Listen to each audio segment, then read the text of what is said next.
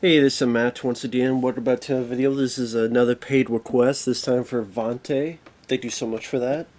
And for those interested in requesting any type of videos, feel free to send them either directly to my PayPal or join my Patreon. Both links are down below in the info box. And Vonte wanted me to do a commentary on the original version of Return of the Jedi. Now, I had the despecialized versions on a DVD-R, but those were a long time ago, and they were like, someone made a disc for me, and they're pretty stretched up, stuffed up, and they don't play anymore. I know there's more, I don't want to say official, but more specifically made with the cover art and features. One day I would like to get those for those old Star Wars films. I just never got around to it. So I did find on the website archive.org, known as the Internet Archive, that there is a Return of the Jedi despecialized version from 1983. Because Vonte specifically said to see the original version, and sadly, those were not specifically publicly released, unless you had the bonus disc back in the day when they did those DVDs of Star Wars.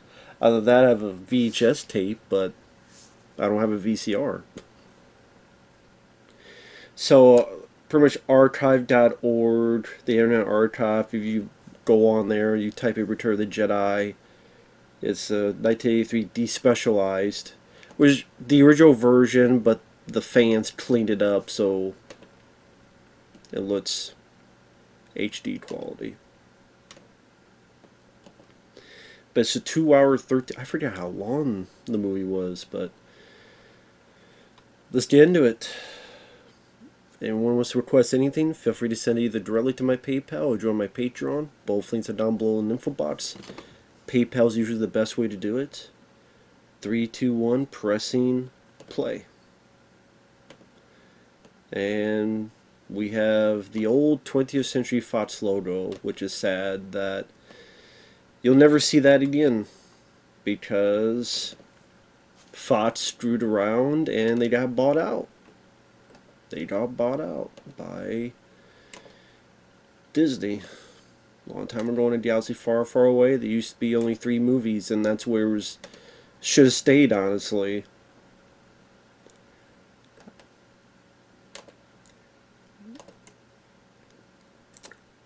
And no, I'm not a fan of special editions. I think they are just lame versions. Because I don't care for the addition of the CGI effects, because that's an insult to the original people that made the models and created these old school effects, and then their work is just completely wiped away, and their work can never be shown technically by doing that. So I think that's an insult to those folks who get no say in it. Like, they worked hard on these effects and they did a good job on it, and then you just want to wipe them away with a CGI brush. Terrible inclusion of, like, did we need a more CGI with crappy song during the band sequence in Jabba's palace? No. But anyway, we got the old text crawl, and Return of the Jedi, funny enough, came out the same day I was born. I'm a Return of the Jedi baby. May 25th, 1983 was the day I was born, and that was the day this came out. So, I guess there's much worse movie. I mean, I like Return of the Jedi. I've always liked it. It's my second favorite Star Wars after the first one, A New Hope, but I'd call it Star Wars. I would say that's my favorite of the bunch. This is my second favorite. It's always been my second favorite. The fans, I gotta give credit to the fans. They did a wonderful job cleaning this up. And these old school effects still look great. This model work, the pans where you have the model and you have the camera panning and you have the it looks great, especially when it's cleaned up like this, like from VHS to that Laserdisc to HD.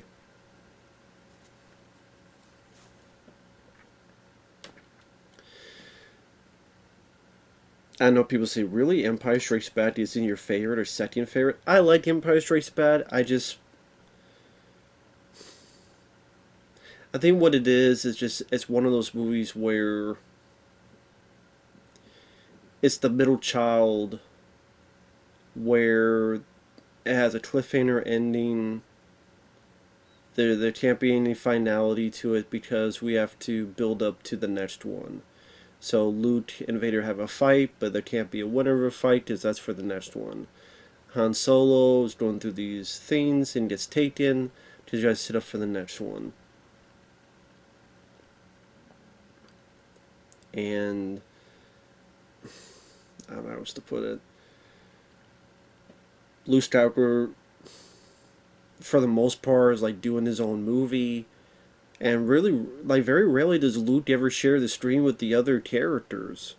Unlike the first one, or even this one, like at least in the third act, you have at the beginning you have the three of them together. At the end of the film, you have the three of them together. The characters are very much separated because of the story arc, and I guess I enjoy them when they're more together. I like the more introduction of the Emperor in this. James Earl Jones, of course, coming back to voice Vader.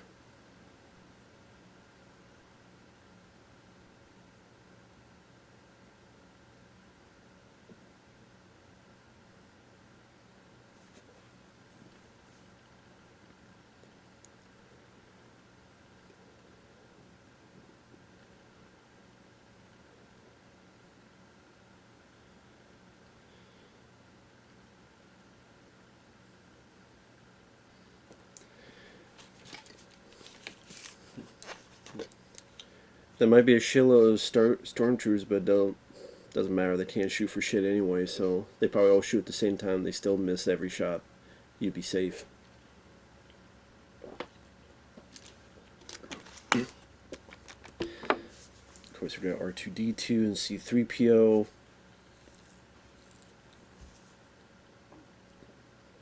I guess really the through line that's in those first 6 movies. Yeah, in the special edition, they had like some stupid CGI creature just in the corner there for no damn reason. Just like, well, we need to add something.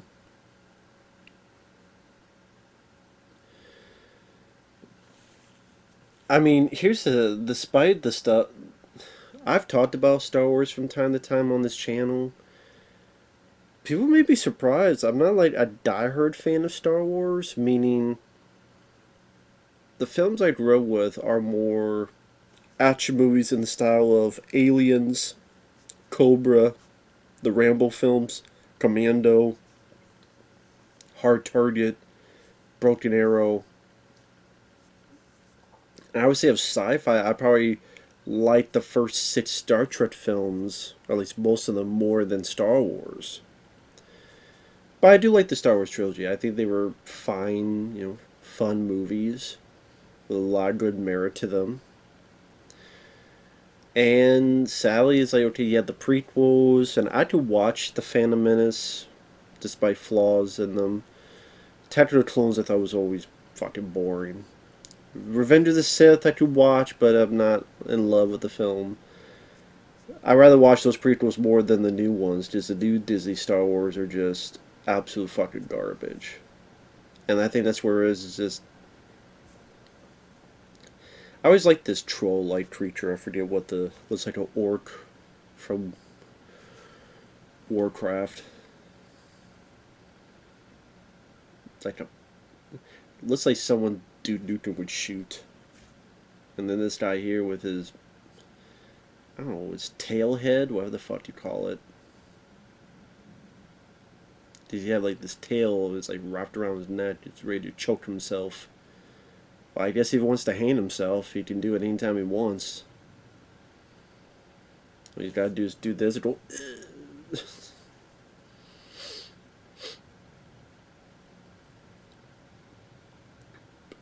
And like a lot of these movies, I mean, they made a ton of money when it came out.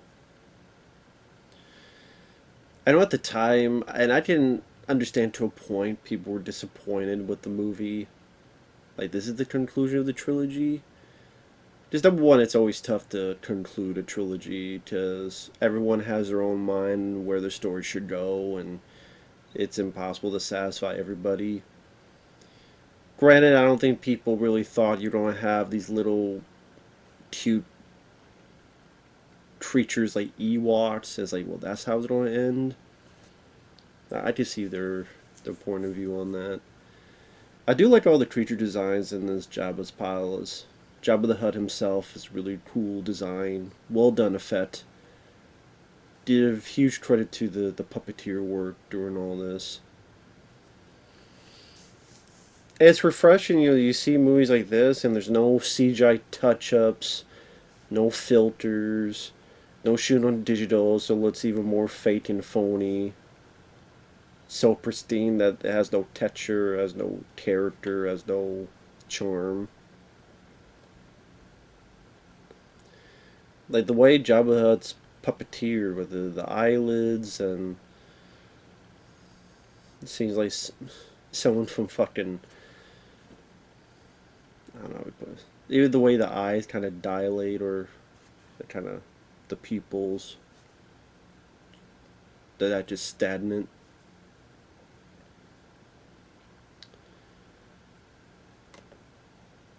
I think this is after Mark Hamill's accident where his face had to be restructured a bit.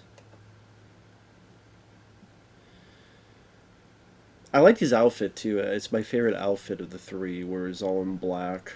I always thought it was the best outfit for Luke. That was one of the things I liked about this, was finally Luke being able to utilize his talent as a Jedi.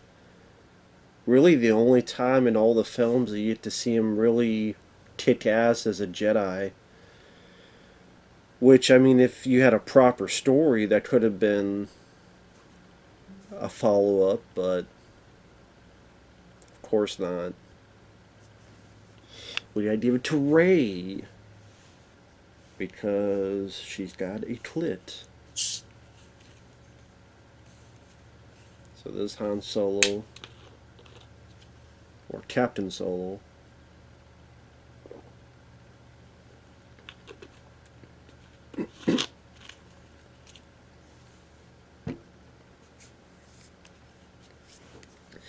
I know George Lucas wanted Jabba in the first movie, and you had, like, you see early scenes, like deleted footage. It was like just a regular human, and then special edition they took that deleted scene and then they put in this horrible CGI Jabba, who's like overacting in the face and acted like a fucking pussy, to be honest, like a chicken shit. I'm like, that doesn't seem like Jabba at all.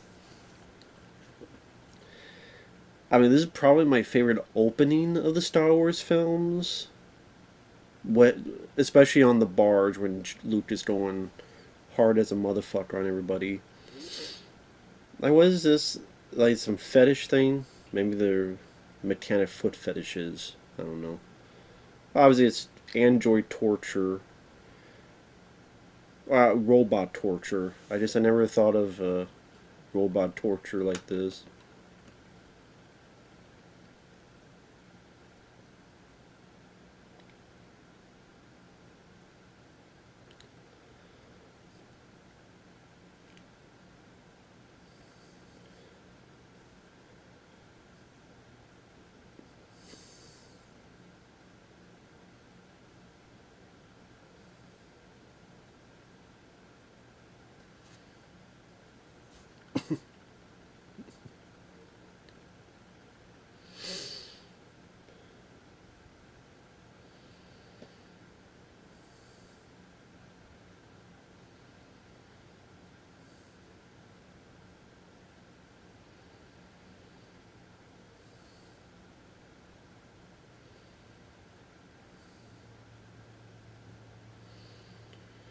I always love that blue guy. I don't know what it is. That blue guy that's like the Snuffleupagus trunk nose. I don't know why. I don't know.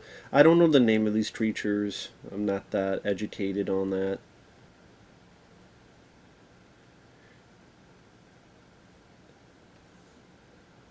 I mean, I wouldn't call this like a good song, but man, this song is so much better than what the fuck they had in the special edition. Because this song sounds like it would be the type of song that would be in this musty, dusty, crusty, criminal lair with that voice. It just seems like the type Jabba would like and listen to, not a fucking CGI. That's like, that doesn't fit. And Jabba loves them women. Well, he's a male with needs, I guess, you know. He's a male with needs, so. What kind of needs they are, I don't need to know. But also, this felt unique compared with the first two, to see this alien criminal element, which you didn't see a whole lot in the. I mean, you saw a little bit of Mos Eisley in the bar in the first movie where Obi-Wan cut the guy's arm off, but. And also, it was valiant effort to create like so many different creature designs. Like, it would have been easier to just have mostly humans to save on budget, but it's like, no, let's have all these different creatures, designs. What do we do with creativity? So I guess Leia, obviously, you know this is Leia. She has a voice modulator on it.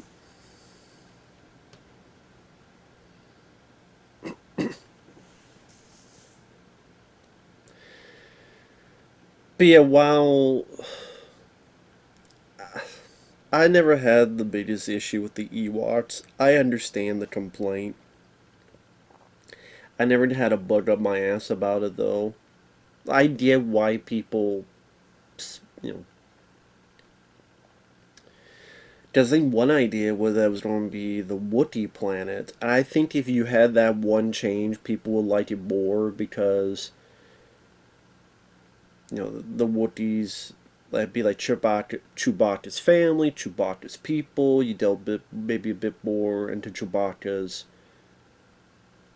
character and not with the holiday special. Maybe that screwed it up because you had the holiday special. Maybe that screwed everything up.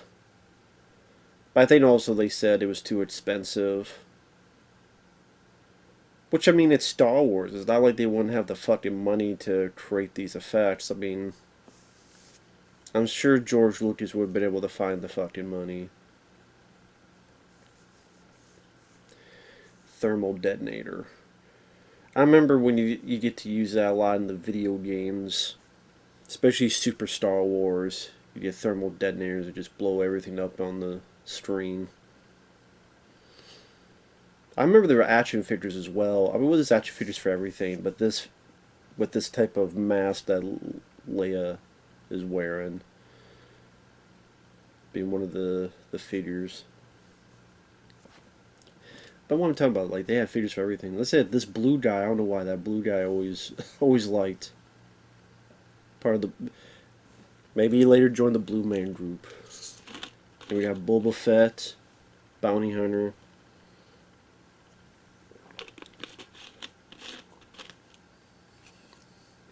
Billy D.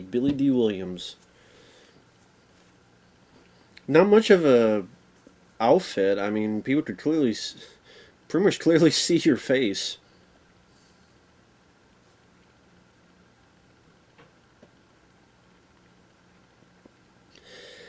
Yeah, these pig light things definitely seem like Dude Newton's going to shoot him.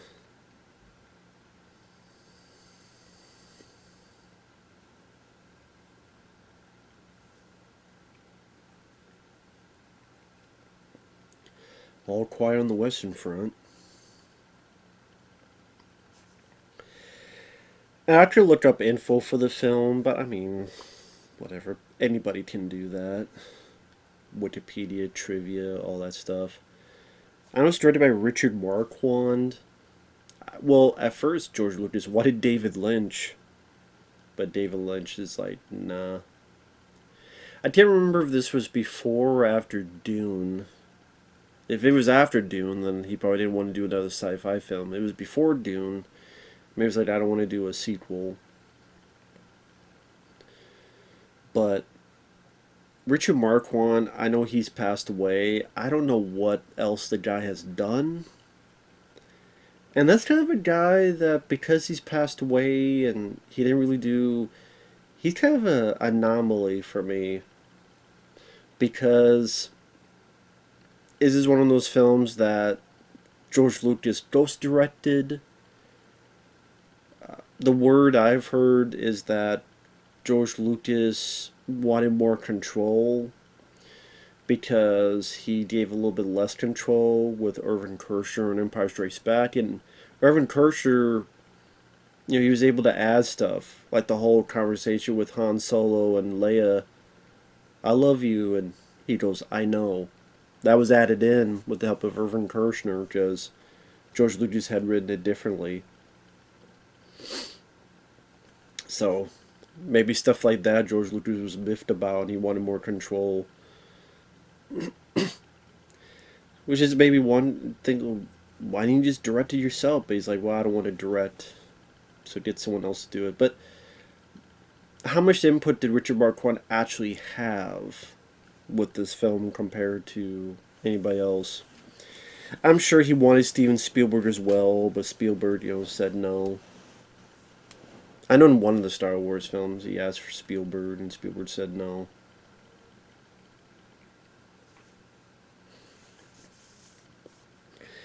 Rest in peace, Terry Fisher.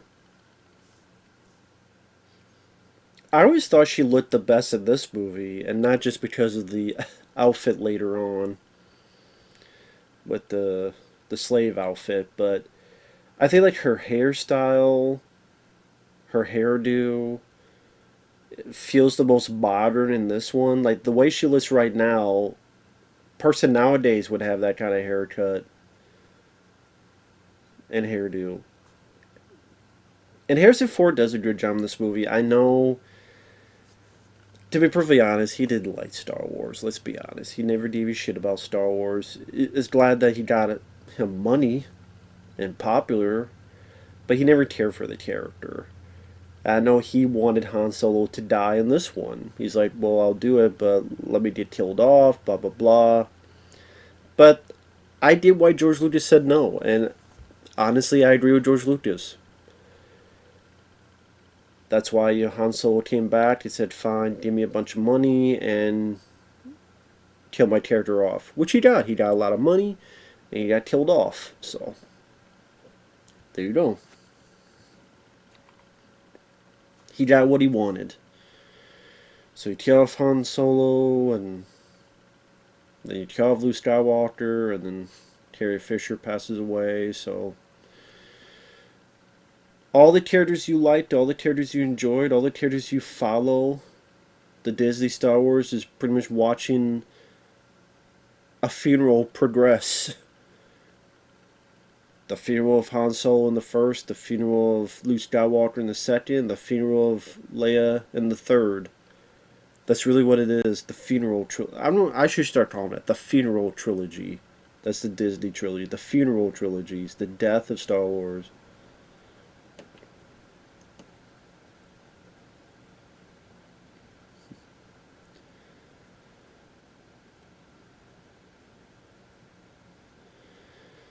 But I know that Harrison Ford, he's much more into Indiana Jones. That's why he's always wanted to come back for that. I mean, you have a new fifth one coming in that you give a crap about.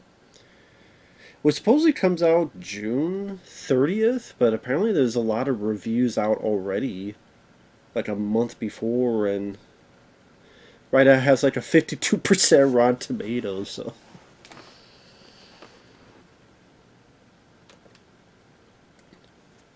Luke has entered the chat. Luke Skywalker has entered the chat. Not sure people are, oh shit, that's Leia?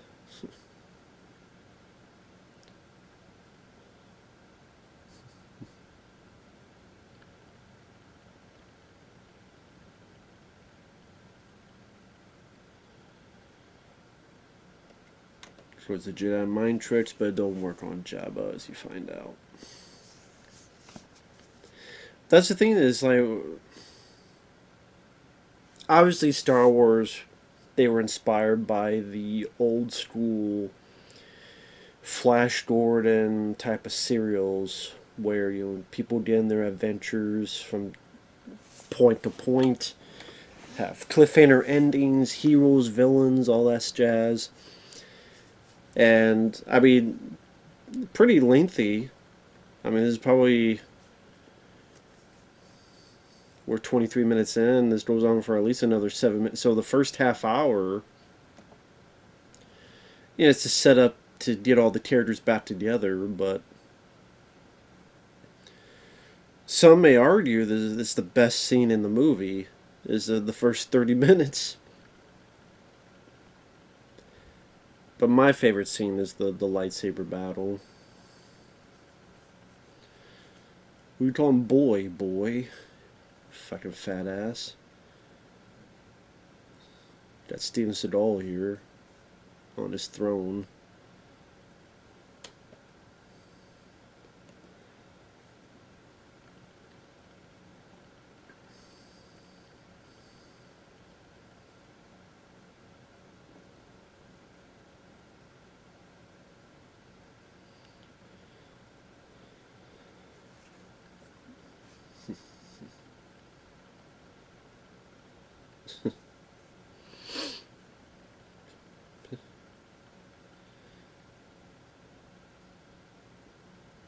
I don't know why he didn't just pull out his damn. Oh yeah, the lightsabers with R2D2. That's right. Why? I'm like, why didn't he pull his own lightsaber? I'm like, oh, that's right. R2D2 has it, just in case. Which is actually smart. It's a backup. But this is like again those old serials. You have your heroes get into certain situations. You're like, well, how do they get out of it? You know, the little misadventures. I always thought there was a cool design on the creature, the Sarlacc, not the Sarlacc. What is this creature called? The Sarlacc pit is something else.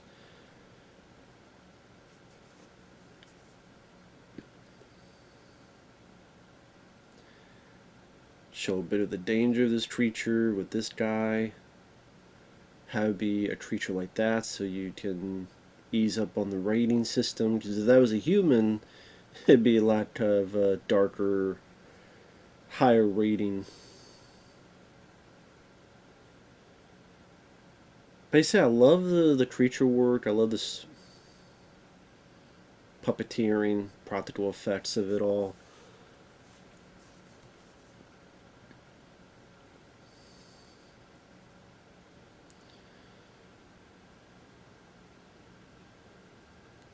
Didn't realize there was a damn Jawa among them. There you go.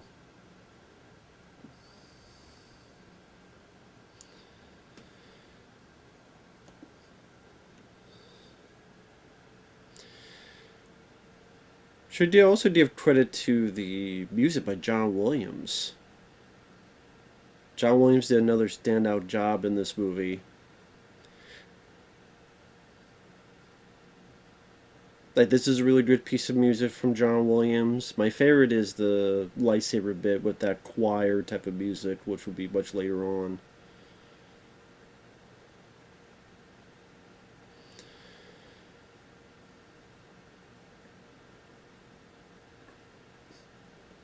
I think this was, understandably so, the most successful film of 1983. And yeah, a few other films come out. Blue Thunder, really good Roy Scheider film, among other movies. And Jedi with his Jedi power, sadly he could move the rock, but I guess, yeah, you throw it too. There you go. Take that, you son bitch. How about them apples? Highlight them apples.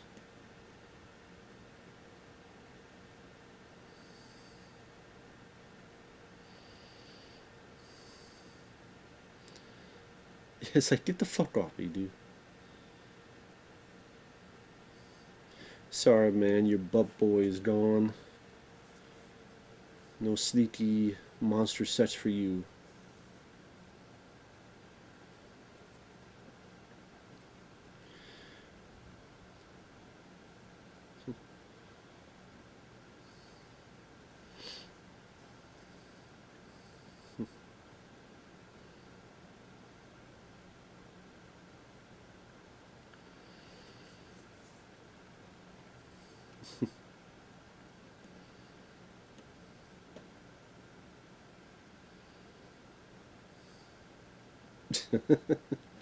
How are you doing? Same as always. That bad, huh? I mean, now that I think about it, did Han Solo and Luke, I guess other than Han saving Luke at the beginning of Empire, but other than that, they don't really share much of any scenes. And then Luke and Leia at the end of the film when he's being healed. Well, I guess, yeah, after he's being healed at the beginning, because she kisses Luke in front of Han Solo.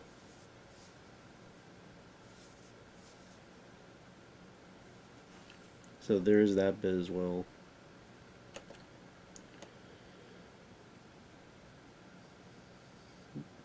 But just, I mean, they do separate in this as well, but it felt like they were more together in this. Like, in this bit here, to me, one of my favorite bits in the whole franchise is this whole battle scene on top of this. It just gave a nice sense of adventure.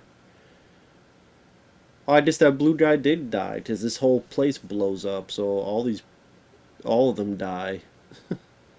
Again, this whole fucking thing blows up.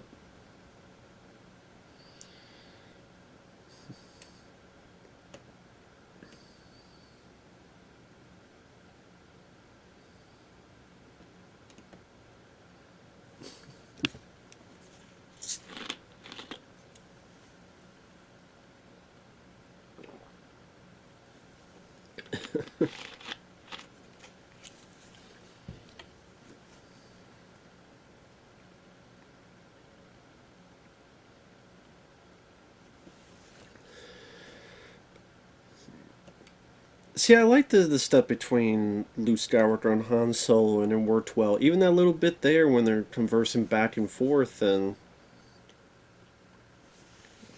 that's why it dumbfounds me when you think of the newer films. And Mark Hamill brought this up.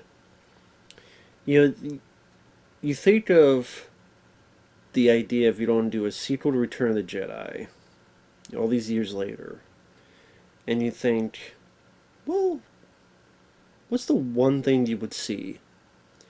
All these guys get together. Luke, Han, Leia. Nah, not one goddamn time. And you're thinking, this is supposed to be for the fans?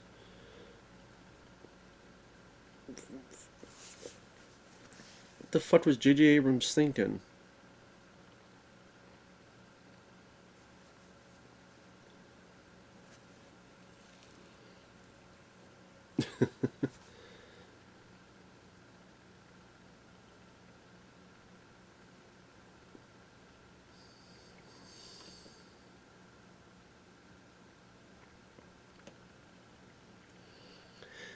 Big mistake.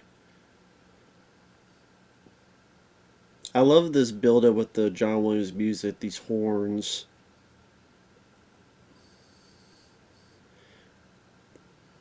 Obviously with the editing. Each time it does another cut is another horn and everybody's in position. You fucked up real bad. There you go.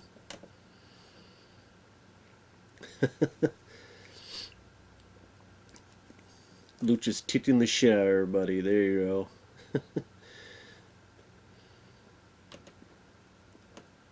So the choreography might not be as finesse as the newer ones, but there's more of that old school swashbuckling element, kind of like a between a barroom brawl and a ballet dance, and barroom brawl definitely has a bit more. I don't want to say reality to it, but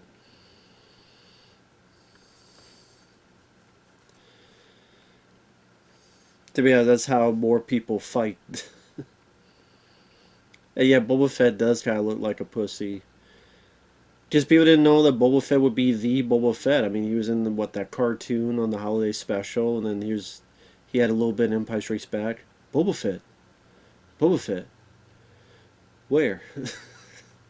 It still makes me laugh because I don't give a shit about Boba Fett. Fuck Boba Fett. But one of the more overrated characters.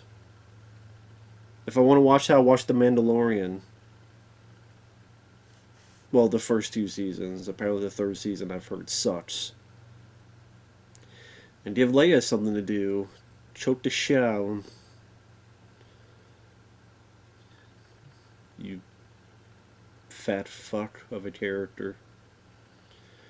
Luke Skywalker just go ham, just like, fuck them all.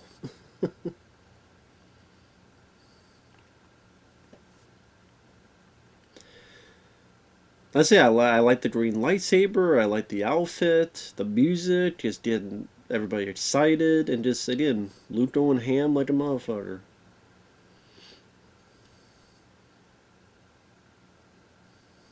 Oh shit!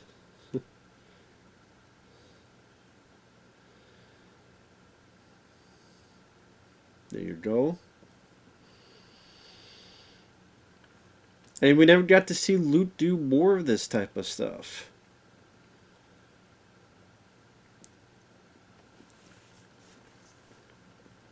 And when I think of Luke Skywalker, I think of this bit here. Just going to town, blocking shots. That was mentioned, like, with the choreography, you see Luke's always holding the lightsaber with two hands. There's never any moment where he's one hand here, one hand there. Is because he was told. Because Lucas was a big part of these, even though he didn't direct this movie, he was still a big part of. No, you need them two-handed. They're heavy. They're so heavy. They're so heavy. You need it. And then, of course, with the prequels, he changed his mind where people could do one hand here, one hand there.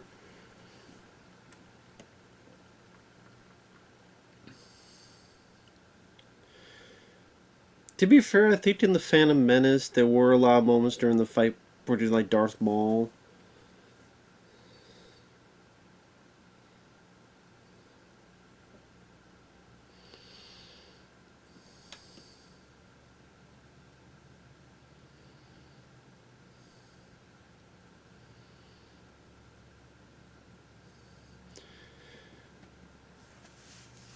And in a way, it does make sense because like Luke, the training with a lightsaber is a little bit from Yoda, just but not like a whole lot of stuff he could do and showcase. He didn't have like a academy to study and.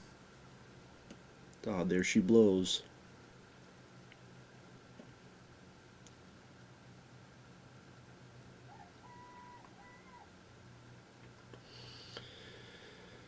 Blow the shit out of it.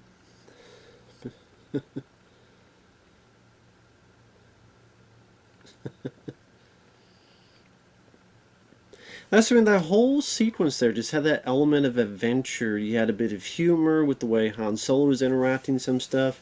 You had swashbuckling with the instead of a sword as a lightsaber.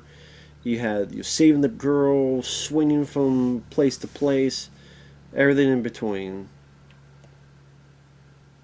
Even a big explosion.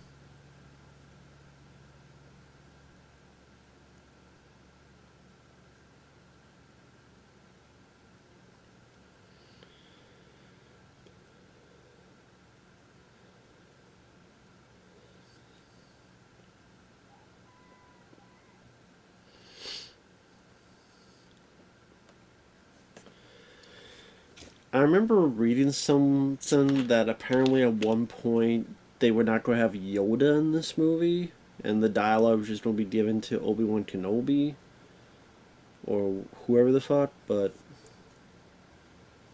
I think if it's fine to have Yoda in this.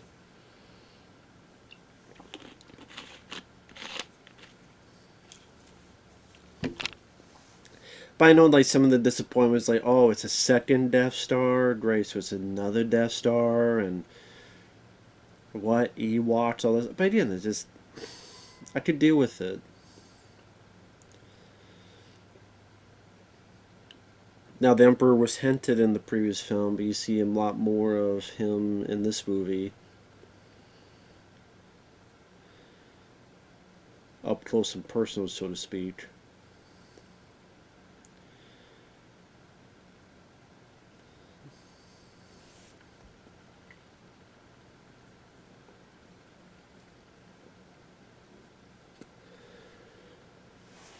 It's just crazy what Star Wars has turned into nowadays. Because you look at, like I said, the way Star Wars was looked at, even with Return of the Jedi, which some people didn't like, it was still looked at as a proper trilogy and looked at with a certain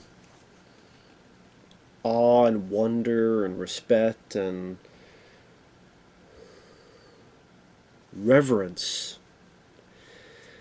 But when you regurgitate stuff so many times, with you get the three prequels, and you get all these shows like the Clone Wars, and then you really ratchet up the marketing, and then you get into the Disney sequels.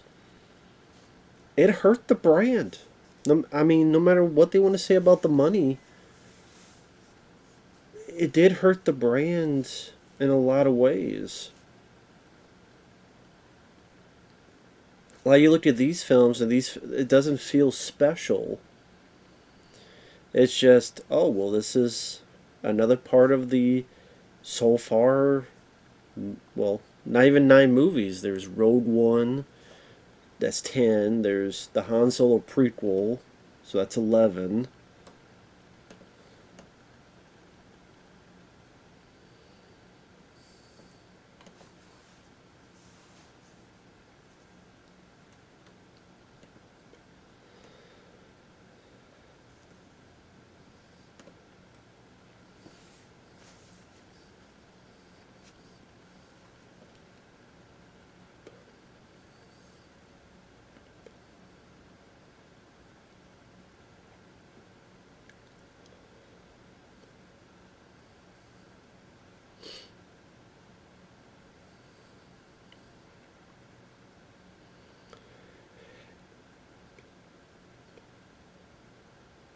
Sorry, I'm just looking at this Yoda puppet, and it's just crazy how this Yoda puppet looks so much better in 1983 than when they try to utilize this stuff nowadays.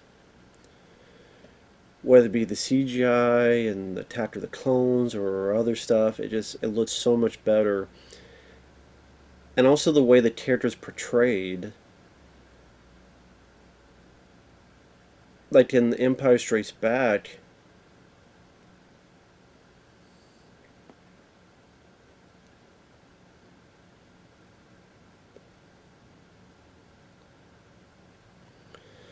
he acted goofy and silly to put Luke Skywalker off guard, and then that reveal of, oh, actually, I'm Yoda. Like, wait, you're the guy?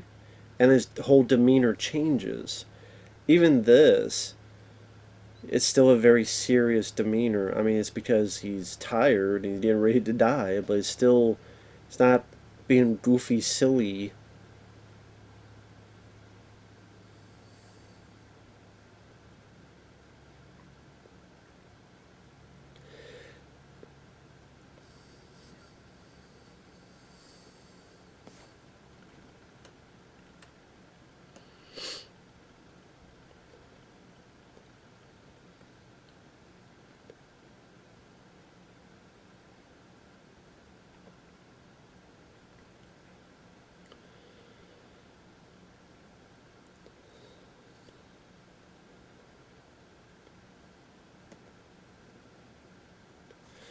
And see, Yoda's being serious, not being a goofball, making jokes and all this stuff. But then, when things are super serious, supposedly in The Last Jedi, I mean, Yoda is just making all these jokes about, yeah, goofy, silly, lightning strikes.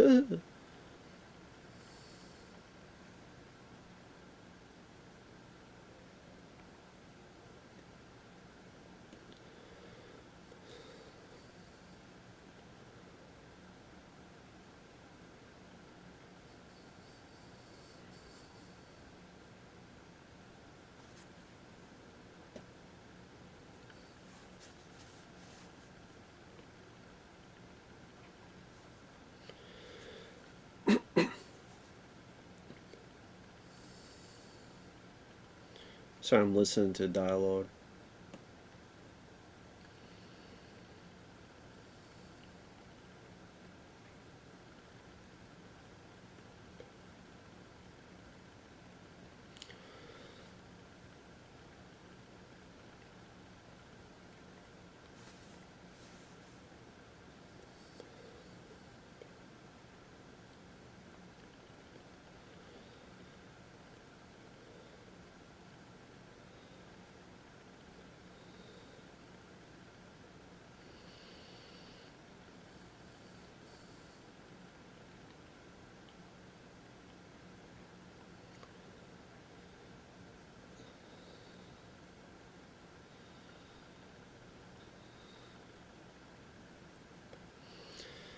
I love how he like keeps saying, Luke, by the way, I have this to tell you. Oh, Luke, by the way, I have this to tell you. Luke, by the way, I have this to tell you. Luke, by the way, it's like, stop saying my name, just spit it all out. Luke, by the way, I got. Oh wait, Luke, I got one more thing. Luke, I got one more thing. That's what she like. Oh, by the way, Luke, I got one more thing. Just stop saying, Luke, I got one more thing. Just say the shit.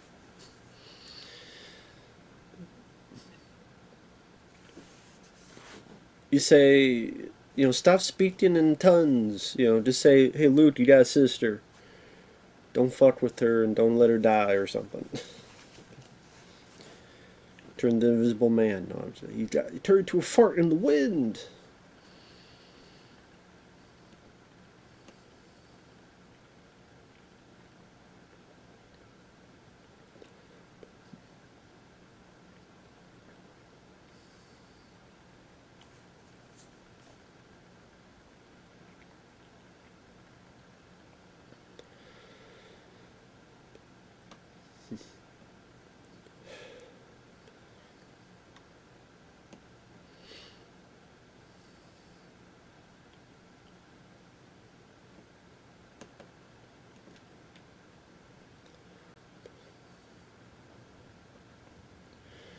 Alec Guinness.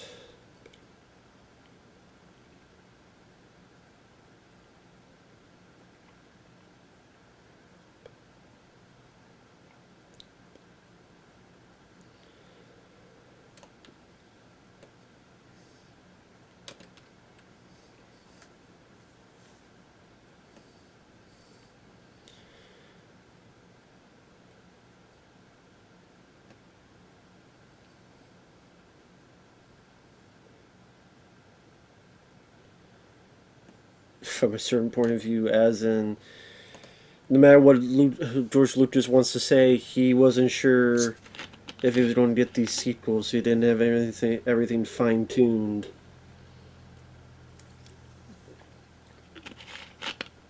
I'm sorry, you can't tell me he had all the I's dotted and T's crossed when he had Leia kiss Luke in Empire, and then, oh, by the way, sister. Even though Yoda does say there is another, but it's like, well, if that's the case, then why put that in there?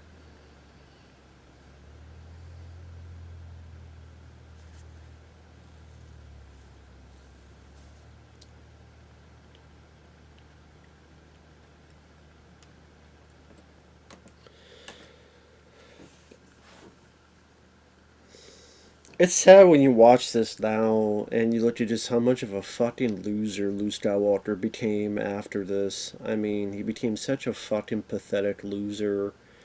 He was training Jedi, and because he had one little nightmare, he got butthurt, tried to kill his own nephew, turned him to the dark side because of his own idiocy, didn't help anybody, hid on an island like a chicken shit scaredy cat, drinking a bunch of blue milk from big fat alien titties, until finally someone had to go up to him when he's an old, angry, miserable, sad sack of Gran Torino shit. And but yeah, I don't do. I'm not. Jedi is so stupid. Then ultimately comes back and his battery runs out to be a decoy for a minute. To be a fucking decoy for a minute. And then he runs out of juice and battery and then he dies. And it's like, really didn't teach Rey anything. Because Rey already knew everything at the end of the first fucking movie. So, God, what a bunch of fucking bullshit. How are you a fan of these films and you thought this story was worth fucking telling? And the excuses are shit excuses. Shit. Bunch of dog shit excuses too. Well, it's for a new generation. Then you know what? Don't make a fucking just, you know what? If they just said that we don't make Rogue One, you don't do your like Mandalorian and these side projects, it probably would have gone better. I still think Rogue One sucks, but it's less offensive than some of this other stuff.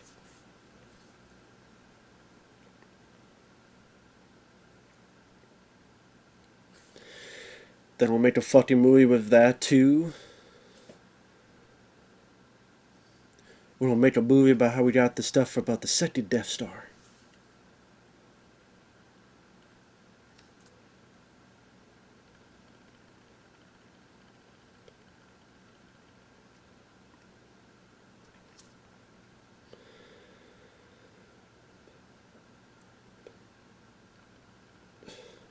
Now this character as well, he's most known for the meme "It's a Trap." And they brought that character back just to get sucked out into space with nothing.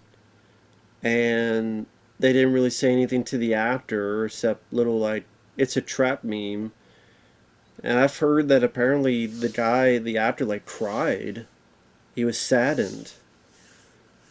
Now, granted, it's not like this is Luke, Leia, Han Solo importance of a character.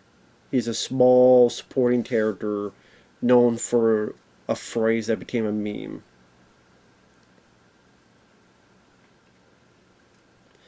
That guy seemed like Thomas Lennon from Reno 911, the guy talking. I don't know why.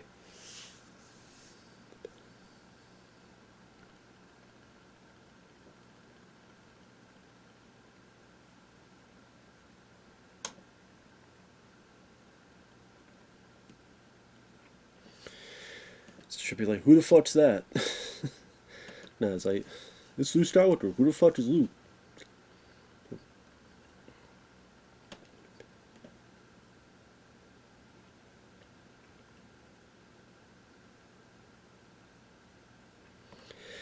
Like I said, that's another thing that I liked about the film, like I mentioned before, is that, like the first one, you get to see a lot more of them together in this compared to Empire Strikes Back.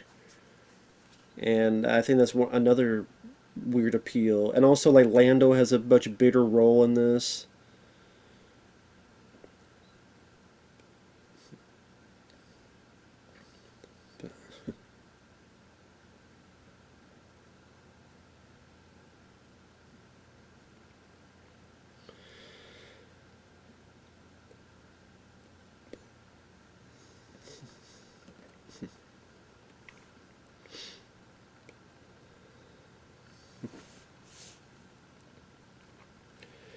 I think there were some people that wished for some kind of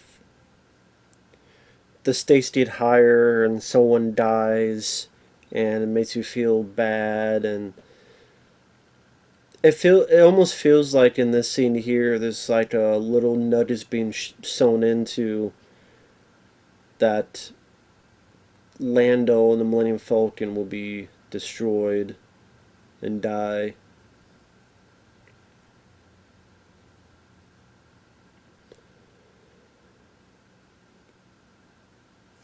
I didn't like him saying, now Lando, it's not going to be a big scratch, is it? And then him going, I have a feeling I'm never going to see that ship again. As if it'll blow up the Death Star, Bill die, and Lando himself will die in the middle of it. Which I wonder if people first saw this, if they ever felt that or no. That inclination.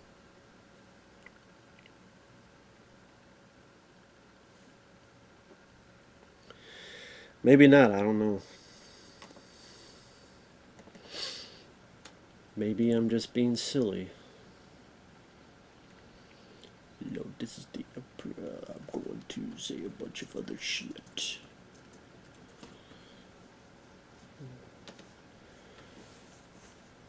I didn't mention it, but like those guys in the red robes and such, you didn't really get to see them get to do anything, honestly.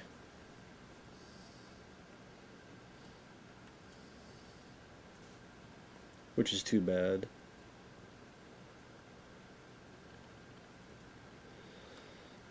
I'm actually going to try to see if I can find any trivia for it, because why not? I'm not the best at commentaries, folks. I mean, that's pretty apparent. Doing the best I can.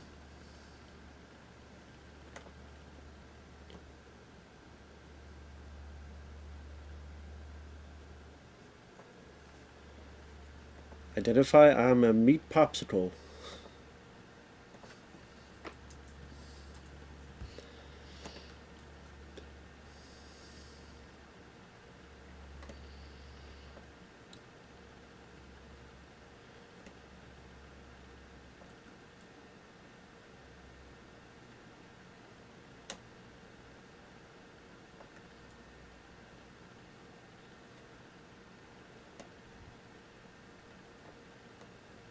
Yeah.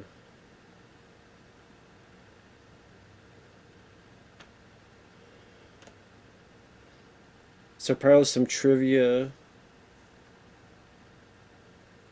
It was nominated for best sound, best original score, best art direction, best sound effects editing, and it only won a special achievement award for visual effects for Richard Edlund, Dennis Muren, Tanner Ralston, and Phil Tippett.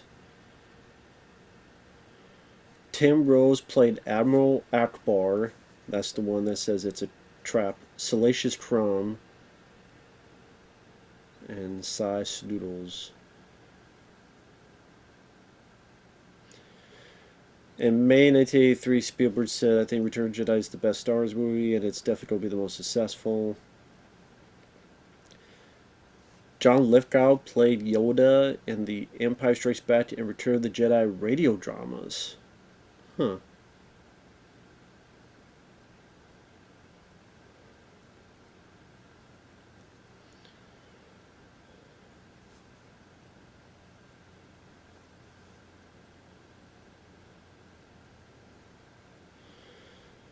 Is this true? What happened to the ghosts of Ben, Anakin, Yoda in rough drafts of Return of the Jedi? They became flesh and blood and joined the ending celebrations. They were able to keep from becoming one with the Force. I don't know if that's true, but that's what this says.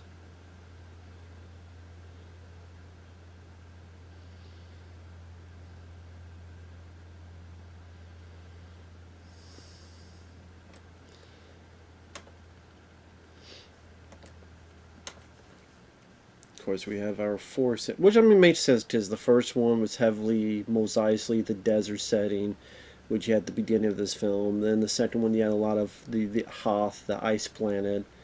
So let's have a different location. Let's have this forest area that give it a different background, different aesthetic. So it took 6 people to work the full-size Jabba the Hutt. The puppet fit 3 men inside 2 to operate the arms, head, and tongue, another to move the tail. A man lying below the puppet pulls strings to move Jabba's mouth and make his sides heave, and 2 radio operators control the slimy goon's eyes, including pupil dilation, direction, and wideness of eyelids. A final crew member responsible for rubbing gel on the puppet to give Jabba his slimy look.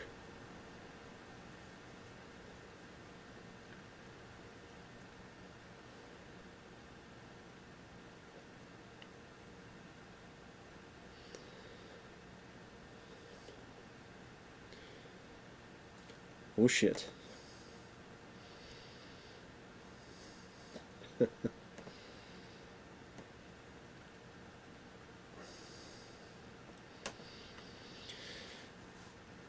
I like that the stormtroopers here have like a little bit of different look to them. Like the mast has a different structure to it. Because they could have easily just gone with the same typical stormtrooper look. But it's like, no, let's have these guys have a little bit of different, sort of like a, I don't know what you call it, boxed in faceplate. And of course, you get the definitely one of the highlights of the film is this whole chase sequence. Speeder bike.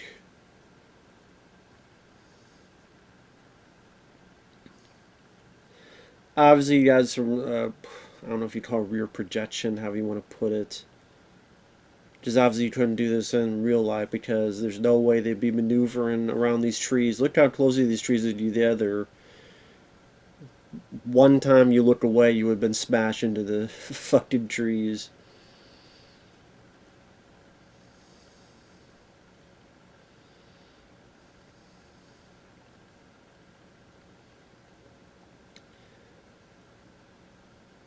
Fun sequence, though.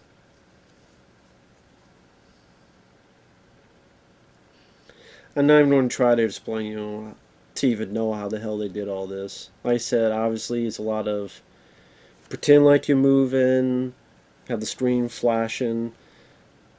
Some of the stuff looks like some model work. Like when you see the POV and you see like the front half of the speeder bike, looks like maybe some model work. Like you have some models going around and then project them onto this area with the trees.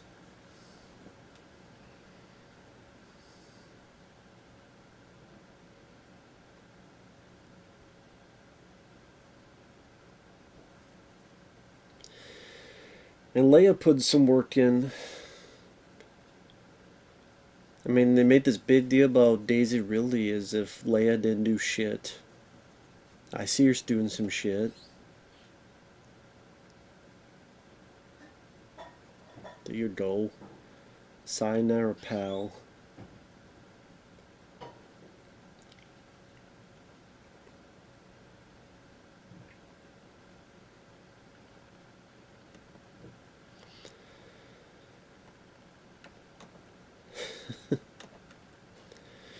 So it says here, according to Ian McDiarmid, George Lucas originally cast as place the physical performance. It became evident to him when a producer told him that if he was able to get his voice close enough to Clive Revels, who portrayed the Emperor's voice in Empire Strikes Back, Lucas would let him use his on-camera vocals in the final cut. But the actor said he could conduct a wicked, more demonic voice, and Lucas and Steven Spielberg were impressed. There you go. Fuck your front. There you go. Goodbye. Ciao. Take that.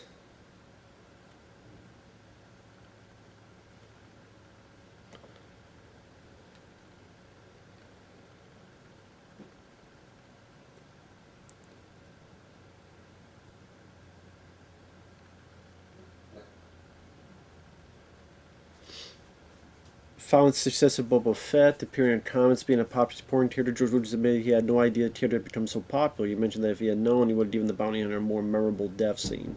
Lucas even considered adding a shot of Boba Fett steeped in Sarlacc for the 2004 DVD release, but he decided against that as he did not want viewers to be distracted. Nevertheless, this was materialized in the book of Boba Fett.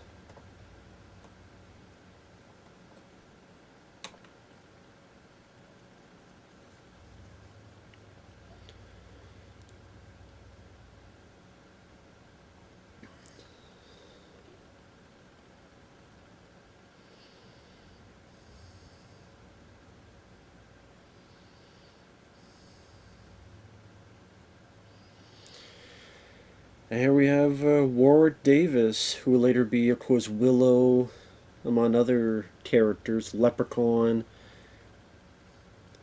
I think he was, 11 years old or something at this point? But he was this Ewok here. Was it Wicket?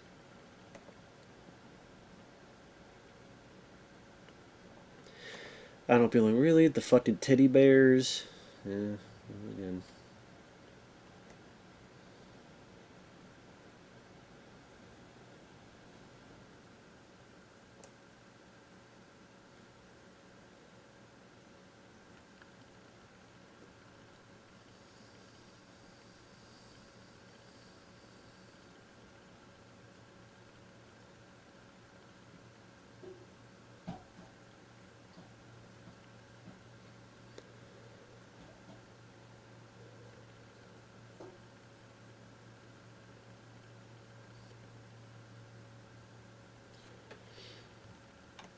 There's another different, unique piece of score by John Williams. I mean, he did that in the other Disney Star Wars films and others, but really after this, the only music that really was prominent that I can remember is Duel of the Fates work on Phantom Menace. And I will say this, after the first three movies, I do think that the best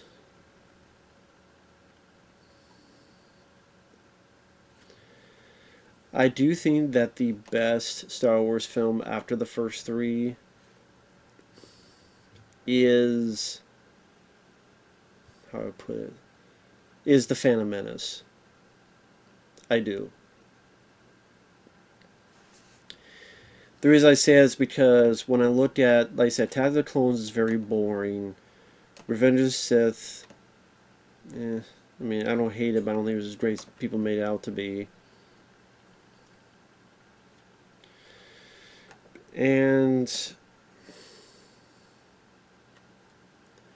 I did the Disney Star Wars films, I think are fucking junk. But the Phantom Menace, I mean, has a great bad guy in Darth Maul, has a great, one of the best lightsaber duels, some of the best music with Duel of the Fates. Liam Neeson I do like in the film. It's not as good as these three, but yeah, Leia kicked an ass. What's this bullshit of, oh, women didn't do anything and women were weak? Well, I see Leia kicking some ass. Just tit their ass. Tit this ass, tit this ass. What the fuck do people talk about? Did they actually see these fucking movies? Probably not.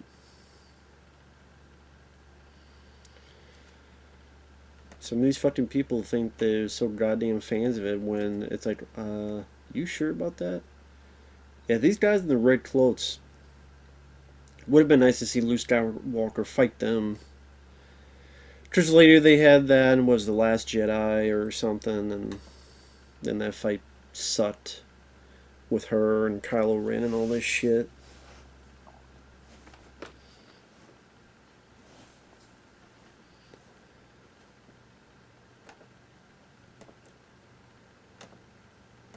Whatever, Vader, shut up. Shut your fucking mouth, Vader. You idiot, you moron. Yeah, you felt the fucking dick in your mouth. That's what you felt, you fuck. Fuck you, Vader. And that's the thing, is that after this, it's like, what did it matter? The Emperor didn't really die. It was just him or a clone or a series of clones or whatever the hell the idea was in Rise of Skywalker. Vader turning back didn't matter because the nephew became, Adam Driver became a villain, and apparently Luke can turn his own father to the good side of the Force, but not his fucking nephew.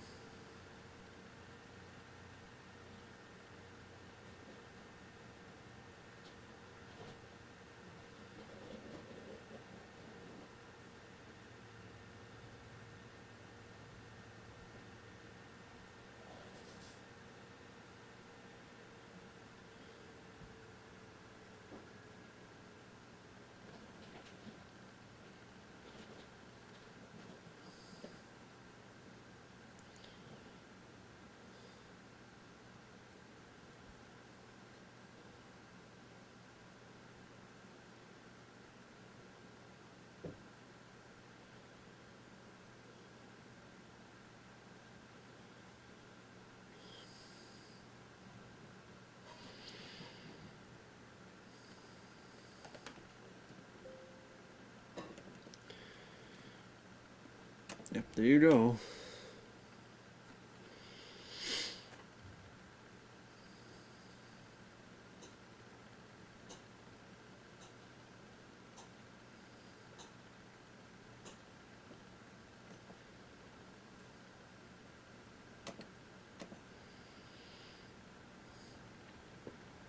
Technically, wouldn't Luke be able to reach his lightsaber and just bring it to his hand?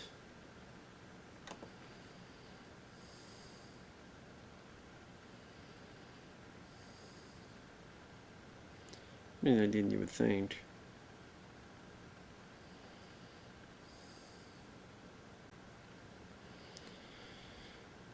Can you imagine if these Ewoks were like cannibal holocaust and they were like cannibalistic Ewoks? That'd definitely be a different fucking movie, I guess. Cannibalistic Ewoks. You know, they're like cannibal holocaust. Cue that music.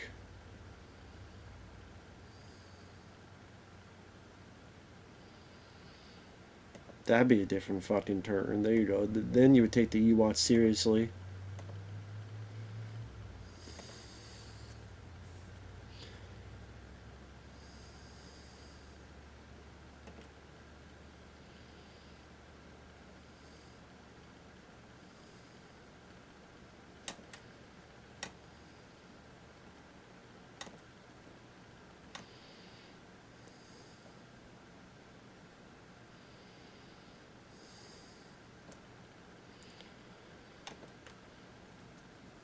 Oh, great.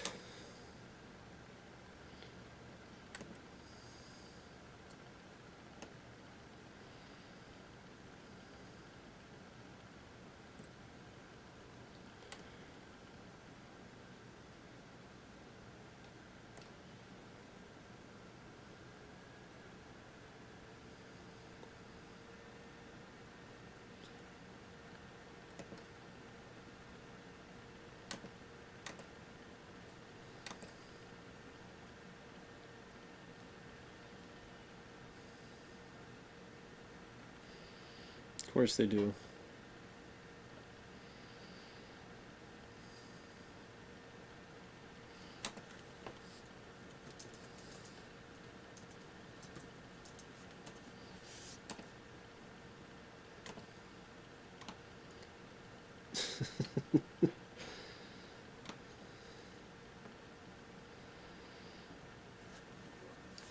Sorry, I know I'm not saying anything. I'm just watching the film again.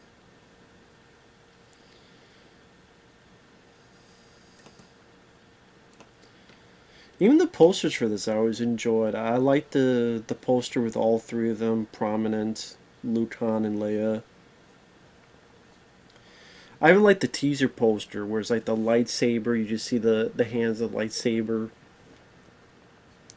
I always thought that was a simple but enticing teaser poster.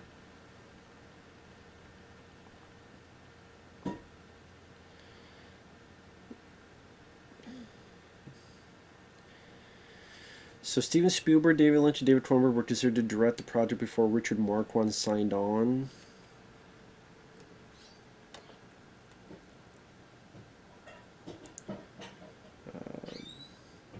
Let's see. May 25th, 1983. It's the highest grossing film of 1983.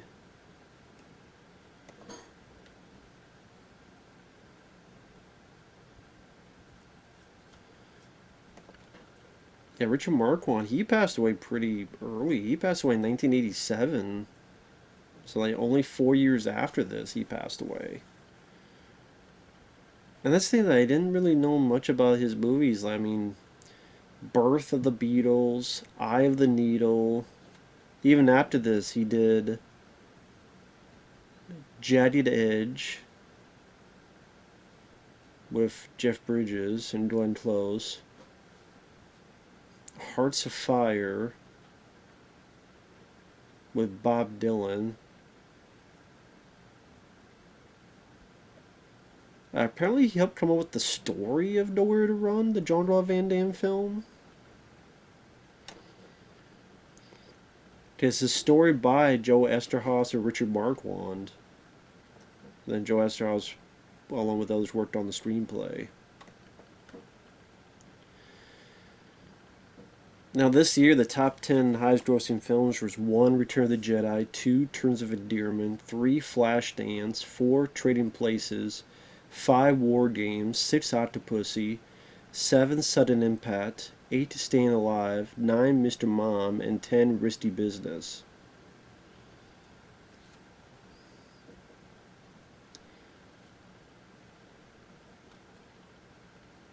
And then Terms of Endearment won the Oscar for Best Film.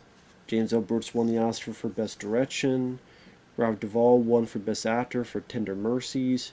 Shirley MacLaine won for Best Actress, Tears of Endearment. Jack Nicholson won for Best Supporting Actor, Tears of Endearment. Linda Hunt won for Best Supporting Actress, You're Living Dangerously. Bill Conti won for Best Score on The Right Stuff. I guess it was tied with another one, winning for Yentl. Best Original Song, Flashdance, What a Feeling. What a feeling. Other films that come out in 1983, the Charles Bronson film 10 to Midnight, Amityville 3D, I mentioned Blue Thunder, which is a great Roy Scheider film. Other 1983 films, Christine, Cujo, DC Cab, which I like, The Dead Zone. So definitely a Stephen King year. Christine, Cujo, and The Dead Zone. Easy Money, Rodney Dangerfield and Joe Pesci. That's a fun one. Let's see. Jaws 3D. The Keep. Krull, which was the other sci-fi fantasy film that got next to nothing in terms of success. The Chuck Norris classic Lone Wolf McQuade. Mentioned Michael Keaton's film Mr. Mom. I've Done Origin, which is a great Peter Weller movie, underrated film. The Outsiders. Psycho 2. Let's see. Starface, of course, with Al Pacino. How can you forget that? Superman 3. Twilight Zone the movie. Uncommon Valor, which is one of my favorite. That might be my favorite film of 1983. Uncommon Valor. I love that film tremendously. War Games is a good one with Matthew Broderick. Extro. The House on Sorority Row. I'm on many others. Videodrome. And more. So, as we're going through our Ewok rituals, thank God there's no sex thing going on. Furry sex thing. It's a furry convention. They go into a motel room and probably have a lot of sex. I don't know. That'd be my guess. It's a furry convention. No, I have nothing against people. I kid. I make fun, but it's all in good fun. If people are into that, as long as you're not hurting anyone and not hurting yourself, do what you want to do. So, yeah.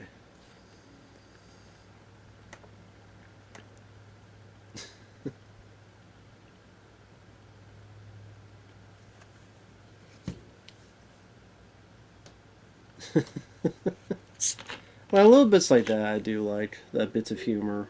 That bit with Harrison Ford and Anthony Daniels as the voice of C-3PO. Of course, I didn't mention it, but rest in peace Peter Mayhew, who was in the Chewbacca suit. And also Kenny Baker, who was in the R2-D2. Rest in peace to him as well. Just you have Frank Oz, I didn't mention that, as the voice of Yoda. Sebastian Shaw is the physical actor of Anakin Skywalker when his face is revealed. Which was later on during the big battle. You got Dennis Lawson as Wedge.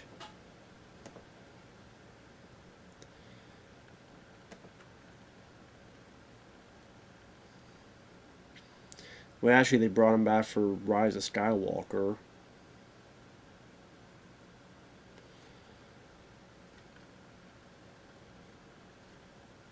And that's right, Wedge, his nephew, is Ewan McGregor, who, of course, will later be part of the Star Wars universe.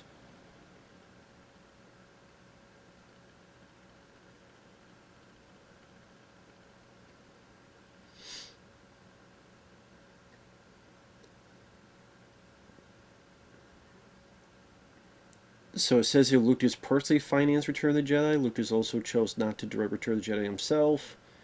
His first choice is Steven Spielberg.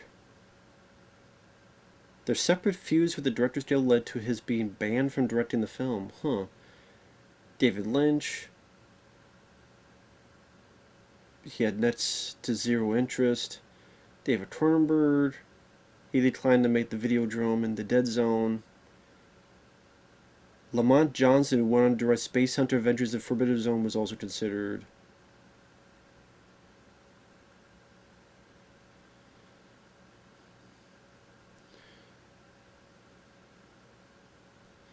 George Lucas has himself admitted that he was on the set frequently because of Richard Marquand's relative inexperience with special effects.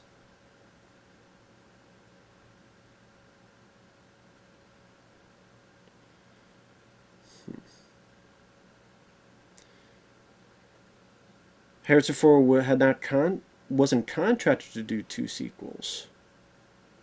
Raiders of the Lost Ark had come out, made him a bigger star.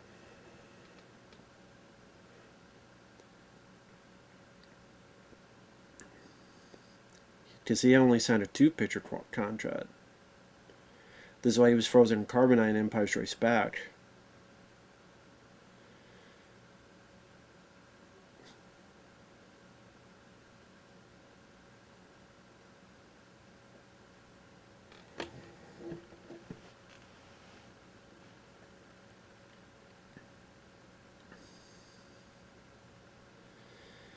Harrison Ford suggested that Han Solo be killed through self-sacrifice. Lawrence Kasdan concurs, saying it should happen near the beginning of the 3rd act to instill doubt as to whether the others would survive, but Lucas was vehemently against and rejected the concept.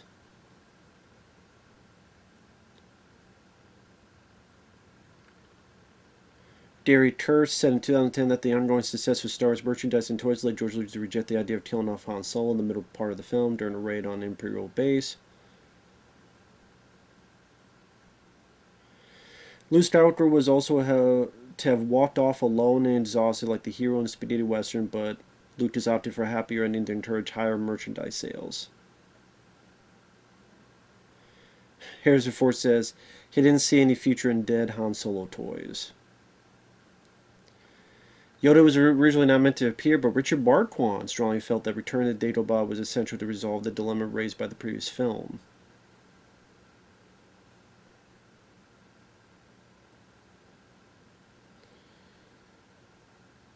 The Ewoks were going to be Wookiees, and the Millennium Falcon would be used in the arrival of the Force of Endor. Following the defeat of the Emperor, the film was originally intended to end with Obi-Wan and Yoda return to life from their spectral existence, along with Anakin, thanks to Yoda being able to prevent him from becoming one with the Force.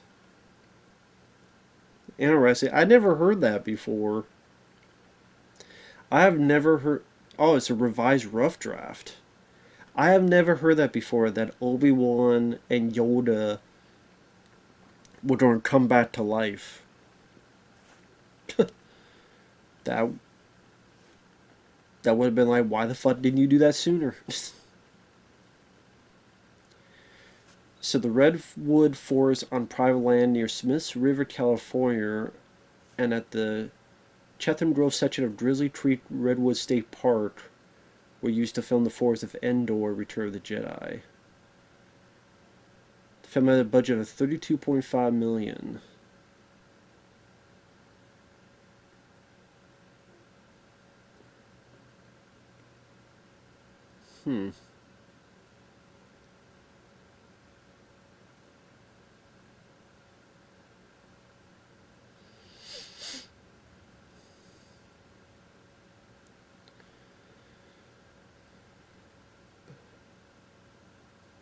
Let's see.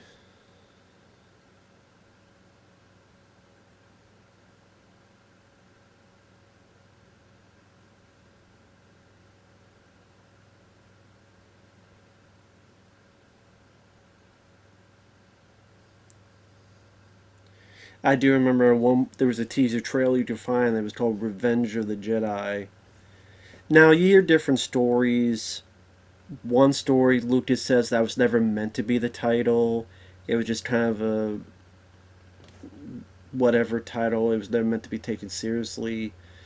Another story was originally that was supposed to be the title, but he thought a true Jedi would never seek revenge, so he changed it. And it just depends what wheat you fucking asked him.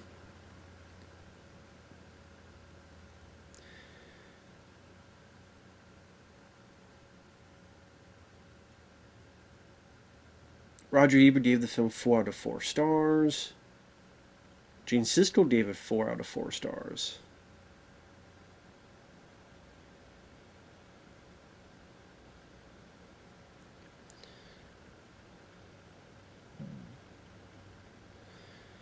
But we did have some negatives. Vincent Canby of the New York Times called it the dimmest adventure of the lot. The joys of watching space battles as envisioned by wizards in studios and laboratories are not inexhaustible.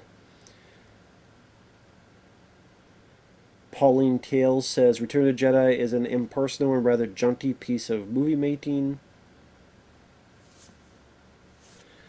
Christopher John for Aries Magazine says Return of the Jedi is a failure and is a cheap and tarnished crown for the series which shook the world of film when it started out, a long time ago in a galaxy far, far away.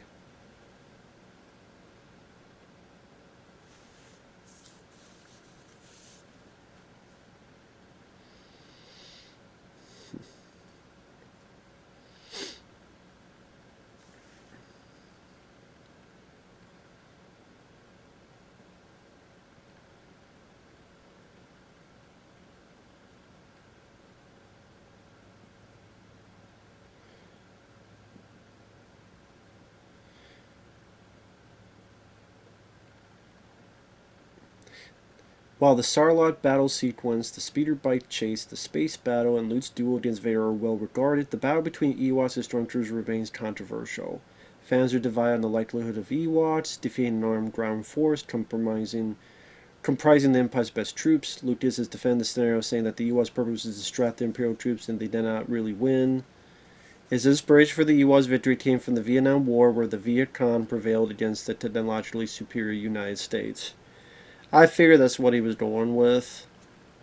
But to be honest, the Ewoks were there for the kids as well. For the kids to enjoy and cheer. Admiral Akbar there, leading the charge. And this guy here, Mr. Pancake Face. It does look like someone took a big old flap of pancakes and cut eyes out for this guy. Although I'm like, what is his story?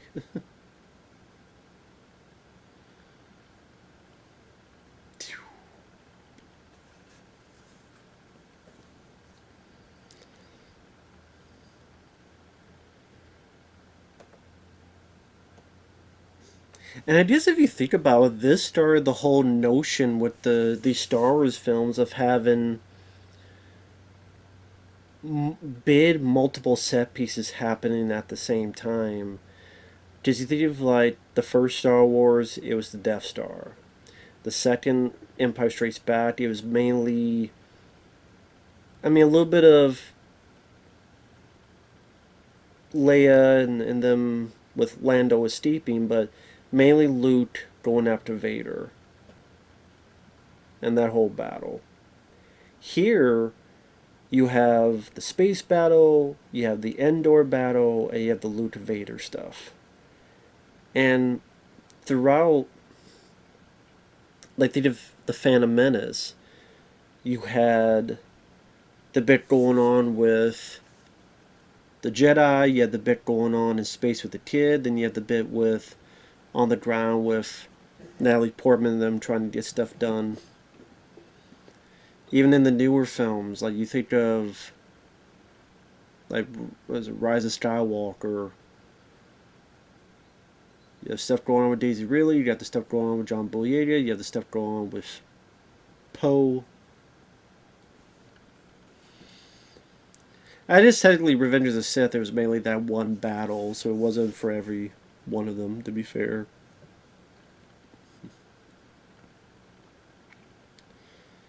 The Ewoks, I guess, just didn't bother me. I thought they were cute designs. I think, as dumb as it sounds, the fact that they don't speak English actually helps create more of this alien feeling to them. I think the endearment of the characters helps as well, because you like, speak for myself. I like Lando, and I like Han, and I like Luke, and I want them all to succeed. I think that good. What's the phrase I'm thinking of? Not good intentions, but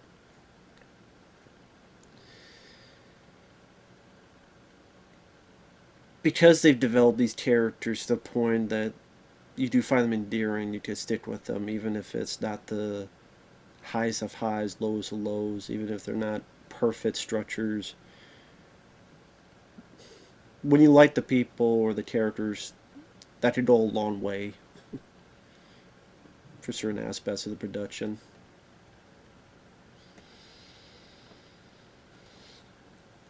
I forget, like, this whole third act is like the second half of the film. If you think about, like, I mean, we got like 43 minutes left. And Luke doesn't get out of this damn room. Like, for the next 40-some minutes. Well, at the very end, of course, he does, but he doesn't get out of this damn room. See, I think that would have been cool to have Luke fight those two guys. Let's see how good you are. Those two guys in red, fight them, and then move on from there. Luke's fighting them, and then the Emperor just grabs that fucking lightsaber and is like, "What do you think you're doing, son?"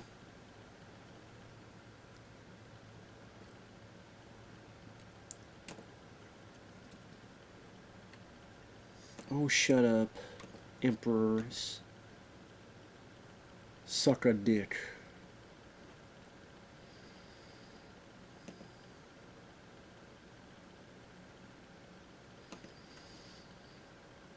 Yeah, so you say.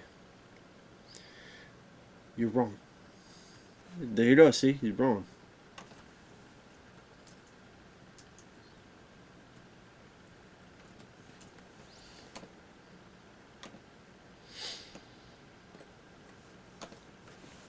Well, okay, the reason I like the film is because I like the cast. I like the main three especially. Uh, for its time, it did a really good job with the production design, with the music by John Williams. These very succinct, unique musical pieces for the film. Even the stuff with the Ewoks. Of course, I mentioned that choir music we see at the lightsaber battle at the end. Entertaining set pieces, the Sarlacc barge battle and the speeder bike and all that.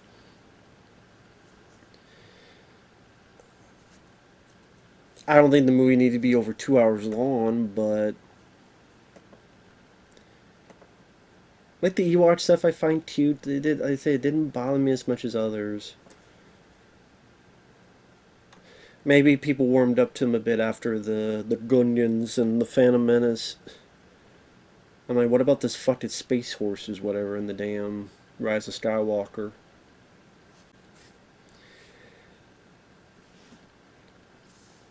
But it's kind of funny, not funny, but it's kind of interesting when you look at like Mark Hamill and then Harrison Ford, both guys in Star Wars, and the careers just went in such a different path. Because you look at Harrison Ford, it's like, oh well, he did the Indiana Jones films, and he did Witness, and then The Fugitive, and Patriot Games, Clear and Present Danger, and Air Force One. These like big, successful movies. And then you look at Mark Hamill, and it's like, okay, he did Corvette Summer, he did The Night the Lights Went Out in Georgia, Britannia Hospital.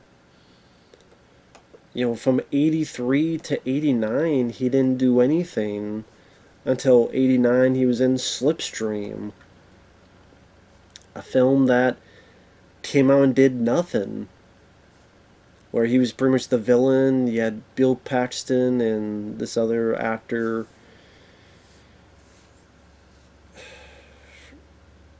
There's Pancake Face Man.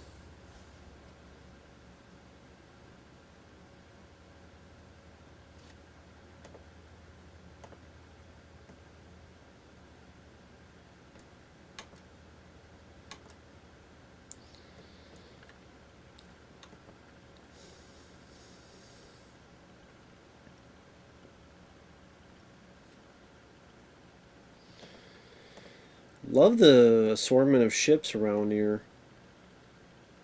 There's the, it's a trap. There's the meme there. But I mean, it was just a regular line that he said, and, you know, it's not like it's an out of the blue line or a funny line, just one of those things became because of the internet. But yeah, but definitely an intricate space battle that we had not really seen before. I mean, I guess the closest was the attack on the Death Star, but it's just actual ships going after other ships.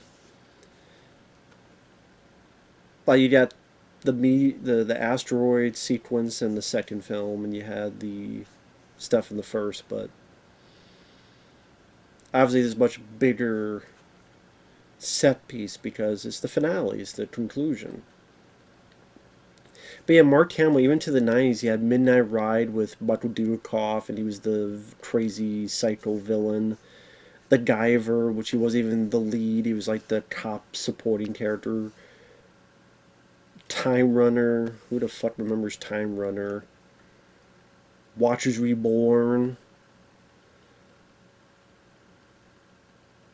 Like obviously wasn't until really the voice of Joker and Batman that he found more success.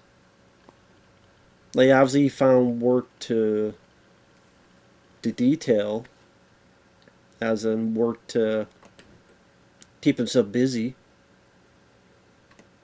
But like I said, it wasn't until Batman and the voice of the Joker that he really found a second life, career wise. Just again, it wasn't fucking movies like Time Runner. Just like, hey, sci-fi, you know, it's Mark Hamill and sci-fi, yeah.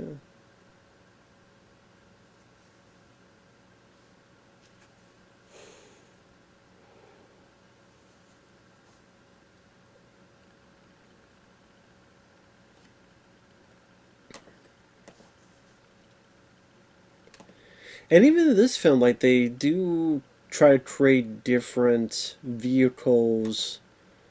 Like I don't remember what the hell the name of that damn vehicle is.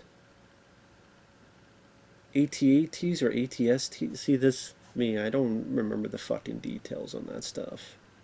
I don't. But here's the Ewoks going to town. Kick the shit out of them.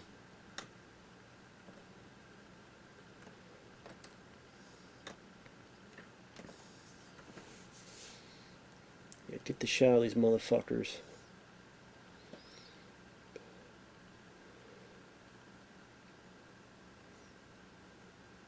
But it still would have been funny if the Ewoks were cannibals. Just like they took all the stormtroopers and they took them and then they ate them.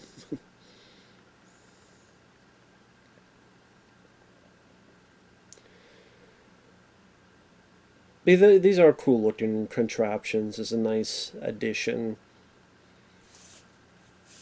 Which makes sense because you have to have them skinny enough to maneuver around these trees, but deadly enough to destroy what's in front of them. And try to have them high off the ground so people couldn't just climb up and just easily overtake them.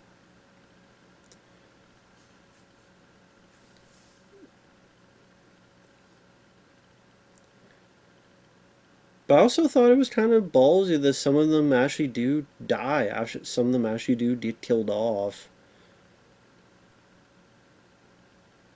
I think they'll be coming up where one's dead and the other's trying to wake them up. I'm like, oh, okay, that's actually, I know it's not a big deal, but I think that's kind of ballsy.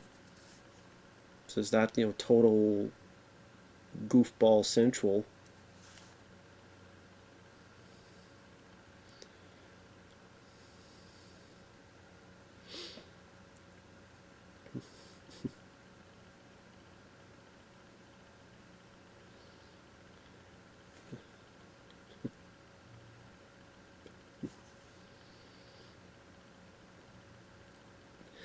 I think what sucks about it in retrospect is that if you think about it, like Han Solo, like he's leading this party, but at the same time,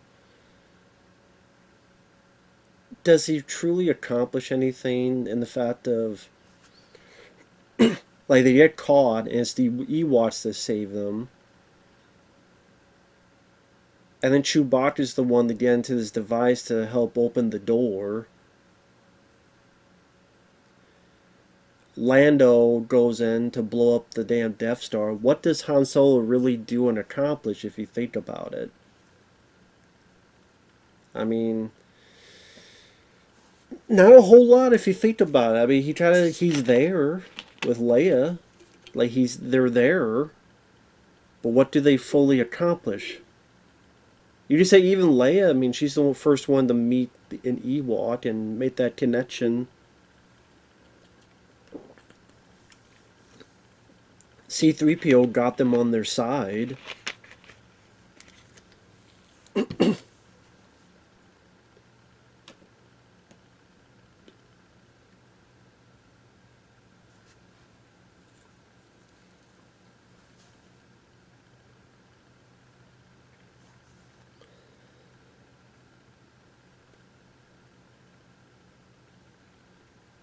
Of course, this whole plan of trying to make him turn to the dark side, because if you think about the Emperor's plan, I think he knows that Darth Vader is broken and beaten and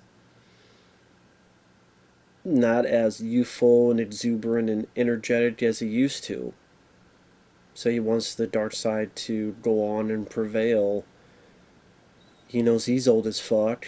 Vader, again, is more half machine. Oh shit.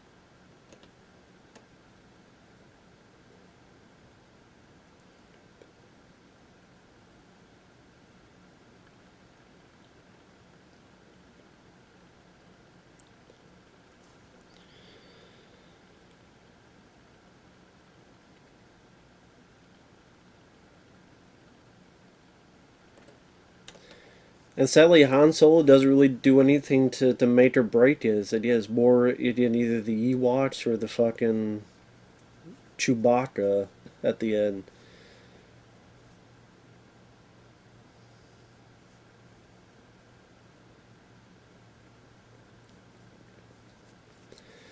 But at least he's not. It's not like he's doing nothing. He's at least shooting some motherfuckers at least. But yeah, then I think like R2-D2 gets wounded here, from what I remember. So yeah, there you go.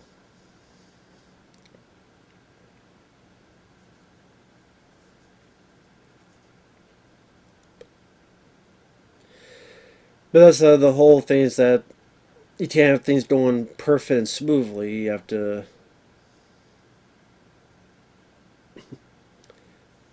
some storm before the calm. Have a storm before the calm. There you go. That's the thing I was thinking of.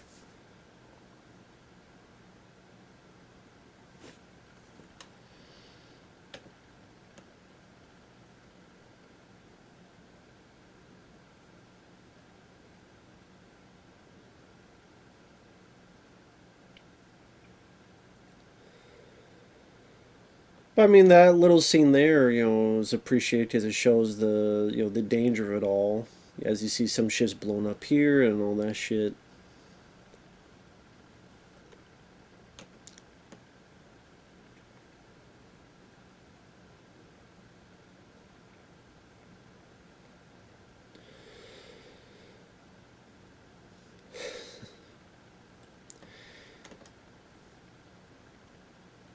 Maybe instead of screaming, "I'm hit, I'm exploded," maybe you do something to, survive.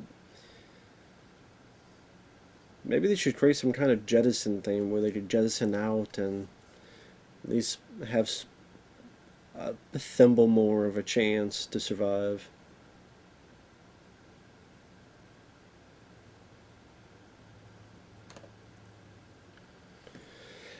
I mean, I get it for the extent of the story. It's this sort of thing of not being able to do anything, and this kind of anger and frustration, where he's got to stay in place and he can't do anything. It tried to make him succumb to the dark side. On the flip side, is like it's such that Luke's just not able to do anything. Like, here's your big Jedi. He can't do anything to help. Can't do anything to fight. But again, that's the whole point of the story and the idea behind it. That's the Emperor's plan.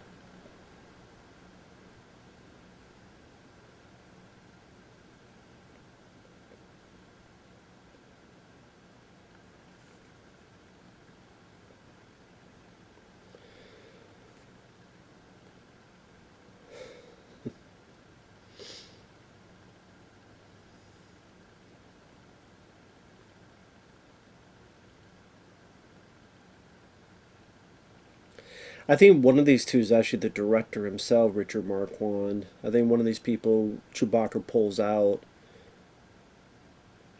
Might have been him or the other guy. Might have been him. That's Richard Marquand, the director of the film.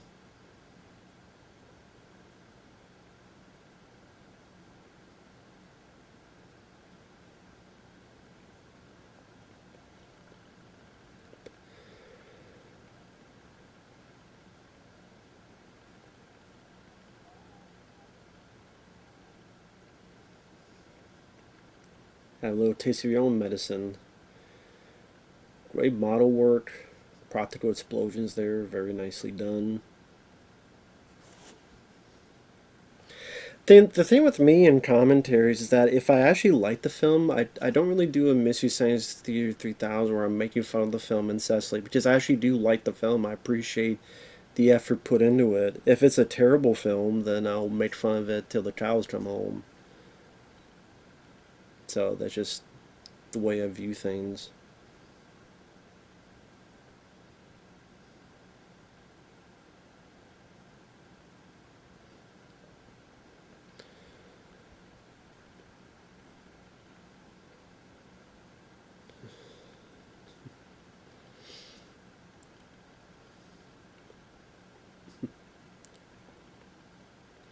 Can you imagine if this got more violent and deadlier, where now they're just shoving spikes of stormtroopers' asses and just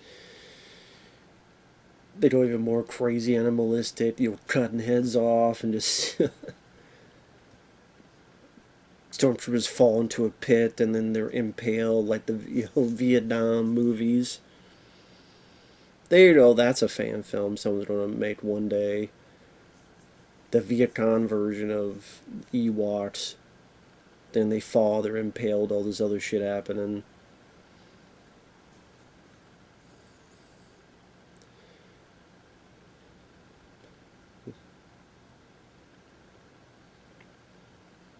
Of course, a callback to the previous film, I Love You and I Know.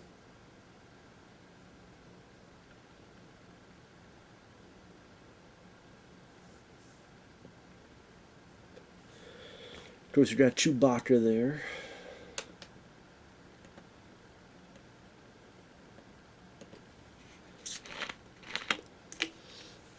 I did technically, Han Solo has his idea. So I guess that is something. He helped clear some of the path there, along with Leia, and he comes up with the idea of this.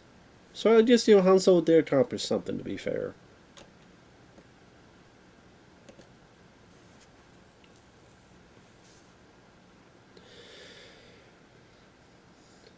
Whatever.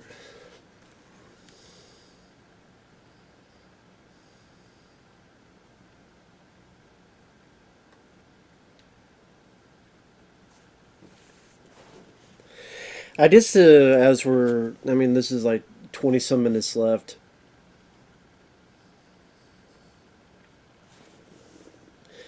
The history with Star Wars with me is, like I said, I would watch these three films once in a while on VHS. I didn't watch them incessantly, I didn't watch them all the time. Like I said, I was more into action films, Jean-Claude Van Damme, Sylvester Stallone, things of that nature. But every once in a while, once in a blue moon, I will watch these. I've probably seen some of the Star Trek stuff more because you had the seasons of the TV show, and you had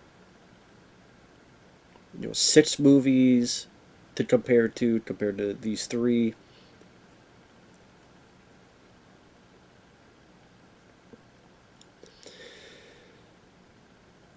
The prequels came out and saw, I think, each of them in the theater at the time because they were pretty big events.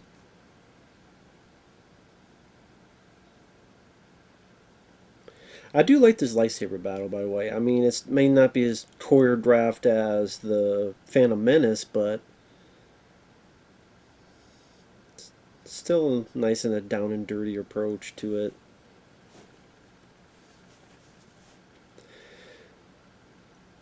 And the prequels, I remember for a time, I just thought they were the biggest power. Like the Phantom Menace, I would go back and forth. Never big on. I never liked Attack of the Clones, and Revenge of the Sith, I would go back and forth on. I do think they look better nowadays compared to Disney Star Wars. And I remember I saw The Force Awakens when it came out in 2015. And I don't know if my review is still up, but someone actually did upload my review, which is fine. I give them permission for that. And it's the same thought process I had in 2015. I think this is a piece of crap. I think it's junk. I think it's a failure, and it's not gonna. Something's wrong here. And people looked as if I was crazy, as if I grew a second, a third head. What are you talking about? How can you say that? This is the best movie ever. It's fantastic. I'm like, no, look how it completely destroys the story of these 3 movies. Everything they worked hard for, these characters, was deemed pointless. Because in a matter of this time period, the the Empire's back, 10 times bigger, 10 times stronger, and what they didn't matter. Luke is hiding and not helping. Han Solo gets killed. This lady learns everything Luke did throughout 3 movies. She learned in 1 movie and got even better. What the fuck? Just terrible story. Terrible story. This is my favorite scene here, so I'll be quiet with this. I love this piece of music. It's so unique compared to others, this choir type. I think this is the emotion behind it. And I think it's because of how dark the rest of the set is, so you see mostly just the lights of the lightsabers. Especially this bit here. This wide shot.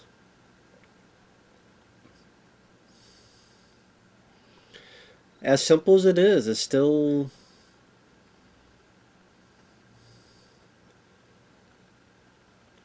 It's the right combination of. It's the emotion behind it that makes it work. The music and the emotion behind it.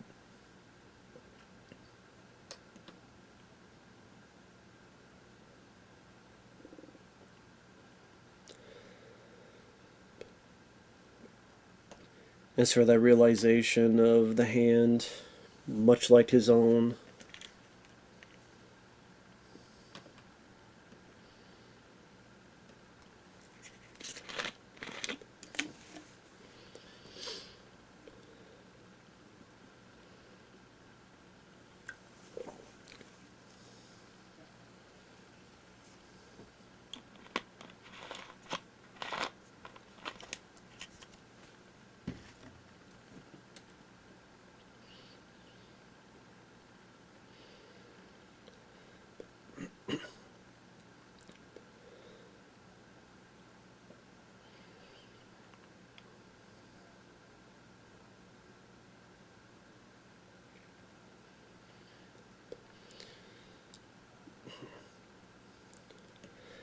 And that's what made Luke's character work well. I'm a Jedi like my father before me. So you tell me you watch this scene and you watch how, even though his sister's in danger, All of his friends are in danger. All this stuff is happening. There's his own father. He's like, nope. And the Emperor's like right in front of him, or like right near, 5 feet away. He's able to, nope, you're not going to do it. Toss it away. But he's able to fucking go apeshit crazy, as you find in that flashback to The Last Jedi. Are you shitting me? So fucking stupid of a fucking... Again, grown-ass people, a collective group of people watched this and said, yes, that's the way to go. That's the way to approach it. That's the way to showcase the story.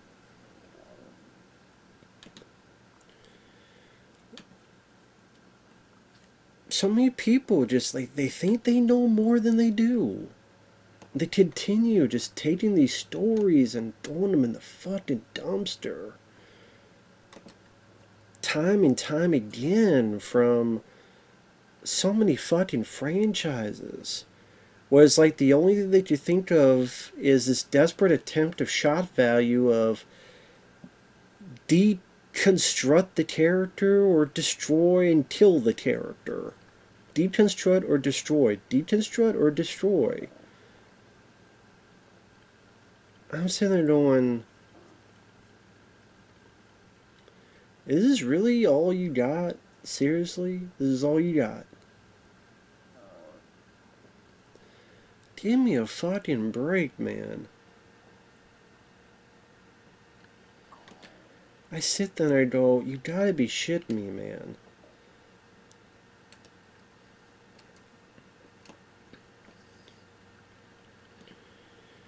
Luke Devereaux and Universal Soldier, especially the Day of Reckoning. Dante and Clerks 3. Of course, Ripley hits a nude in Alien 3. Luke, Han, Leia, all of them in the new Star Wars films. Captain Kirk, Star Trek Generations. So he falls down this fucking thing, and there's even a goddamn explosion. But I guess what, his clone or whatever the fuck it was in Rise of Skywalker, whatever the shit it was, fuck if I know, man. Fuck if I care. It's so stupid. Stupid, stupid storytelling. But anyway, was it Jar Van's Luke Devereaux, and they said Dante Clerks 3. I mentioned, Star Trek, Star Wars. I mean, how many times did they kill off, Laurie Strode in Halloween? They killed her off screen in Halloween 4, then they killed her on screen. And the part I don't like of Halloween Resurrection. Halloween Resurrection I can have fun with, but I do not like the opening section of it.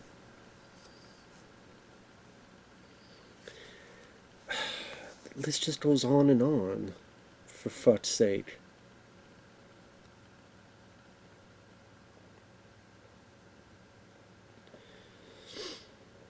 I do like seeing the inner workings of the Death Star in here, and so that it feels you're attacking the Death Star, but here it's from within now instead of on the surface.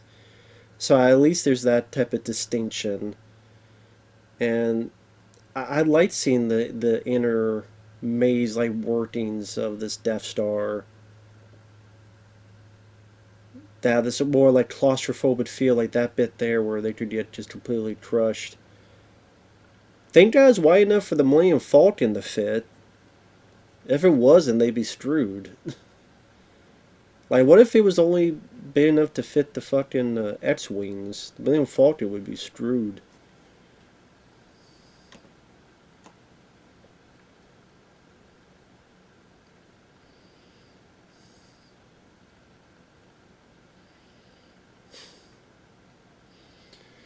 Sorry, just that random guy. Ah! I don't know who that was. I don't know who that was, where and am, but ah!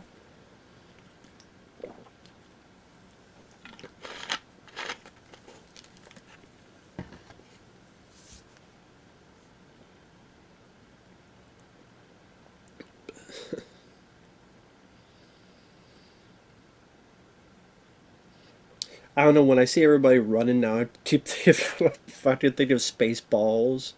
We're the Spaceballs!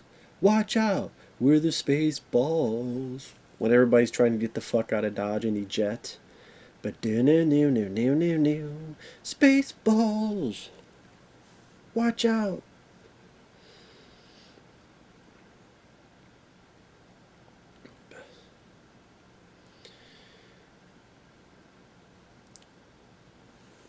I mean, it's kind of hard to feel sympathy for Darth Vader because he's a guy that, you know, helped murder millions of people. I know, he was influenced by the dark side of the Force, but he still helped murder a bunch of, you know, millions of people, maybe billions. I mean, he helped, look at the fucking first film, blow up a planet, Alderaan. I wonder how many people went, oh my god, he's white. Holy shit, Darth Vader is white. He was James Earl Jones, now he's Eggman from Sonic the Hedgehog. He just needs the mustache.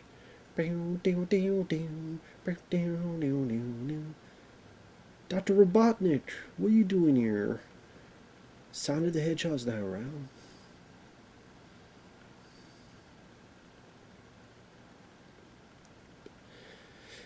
I'm surprised that in the special edition, Lucas didn't fucking refilm this with fucking Hayden Christensen.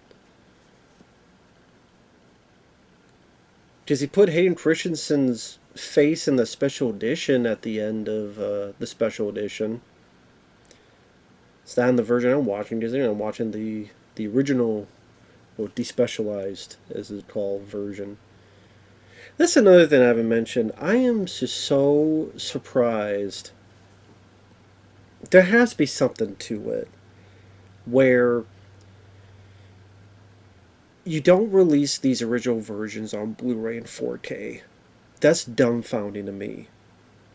Because you damn well know if they did that, it would be the highest selling Blu-ray set. It'd be the highest selling 4K set of all time. If today they said, these Star Wars films on Blu-ray, it's the original versions, and it's on 4K, 4K Blu-ray combo pack, whatever, they could charge whatever fucking price they want, and it would be the highest selling set of all time. It would. That's easy fucking money for Disney. And they don't do it. So there has to be something else to it. At first, people are like, well, they don't own, well, Fox owns a certain section. Well, they own 20th Century Fox now, so you can't say that. There has to be some type of clause in George Lucas when he sold them. When he sold the rights, there must have been some type of clause in the contract saying you cannot sell the original versions. There has to be something. There's got to be something to that. I don't know if anyone would admit it, but there's got to be fucking something to it.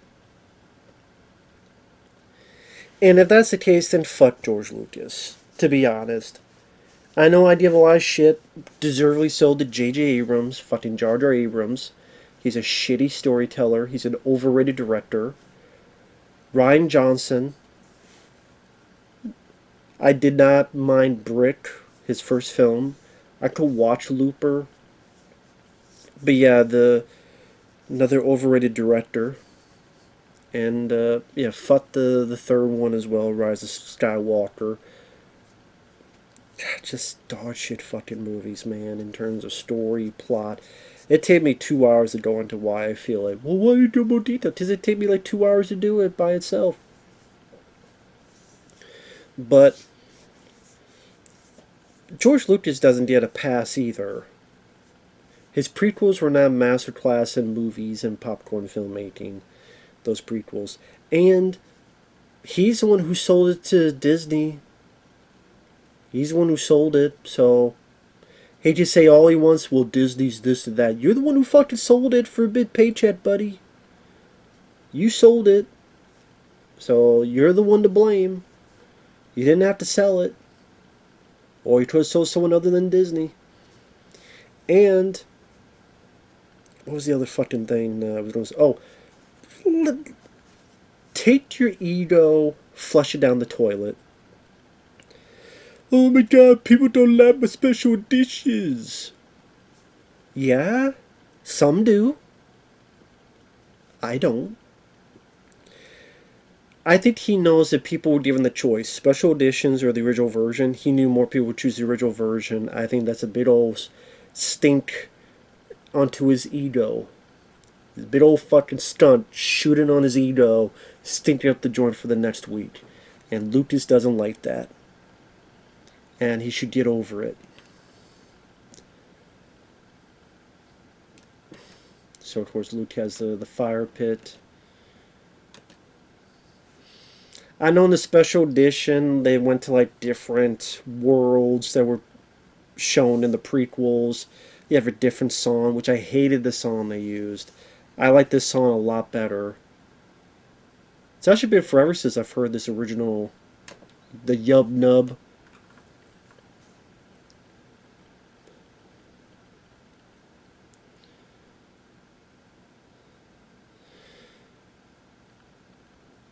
I actually prefer this a lot more than the new shit they created.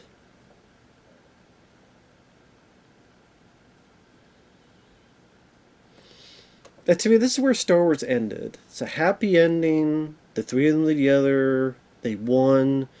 Rejoice. Everything worked out well.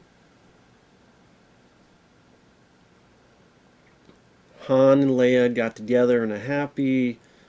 Luke is the Jedi, and they did a lot of books and material throughout the years showing Luke.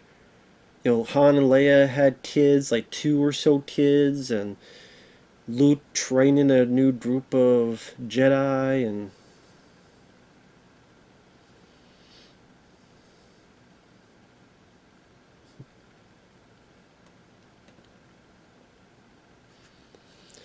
Luke and Leia helping the new world of Jedi.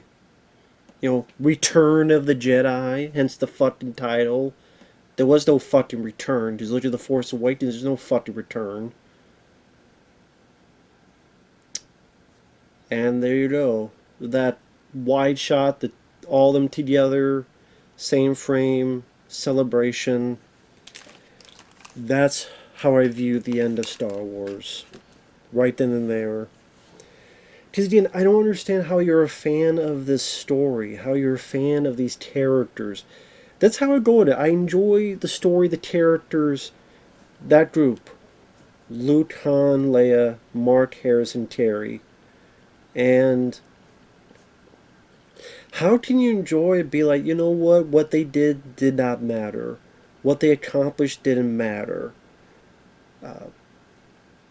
Vader's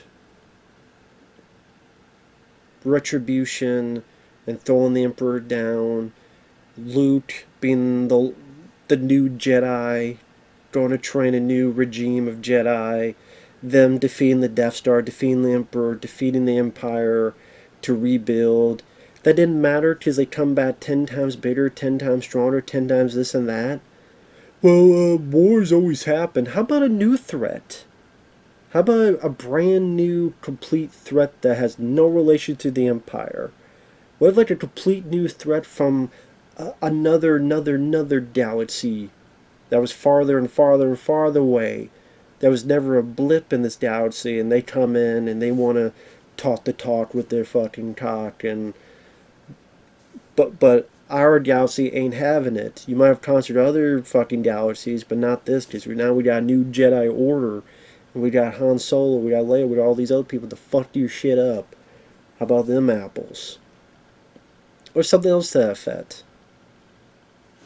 But hey, what do I know? Apparently it's okay to be depressing and deconstruction and all this other shit. Yeah, let's see how that worked out for you. You split a fandom, you split a lot of people's love, and I don't know how the fuck to put it.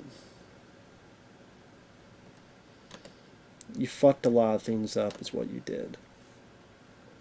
You fucked a lot of things up.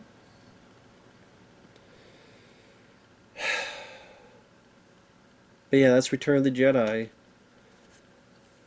And came out on the same day I was born. Like I said, I like the set pieces, the Sarlacc, the whole stuff with Jabba the Hutt and that whole battle, the speeder bike scene, the finale of a cool lightsaber battle, space battle. Each characters have their own things to do. It's just sad. It's just sad that it ends on such a shit note years later. How do you want to feel about the prequels? It didn't. I mean, yeah, the midichlorian stuff is fucking stupid. Don't get me wrong. The midichlorian stuff is a stupid fucking thing. I agree with you on that. But it didn't ruin the characters of Luke. Didn't ruin the characters of Han. Didn't ruin the characters of in that story. It made you go, but it didn't ruin it. This new shit absolutely ruined it. Just like, what the fuck? That's kind of reaction. What the fuck? Really? I hate that they did that.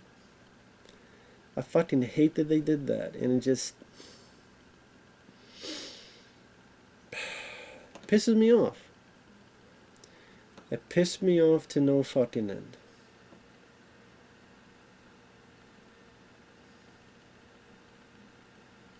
Just sucks. What can you do? What can you do?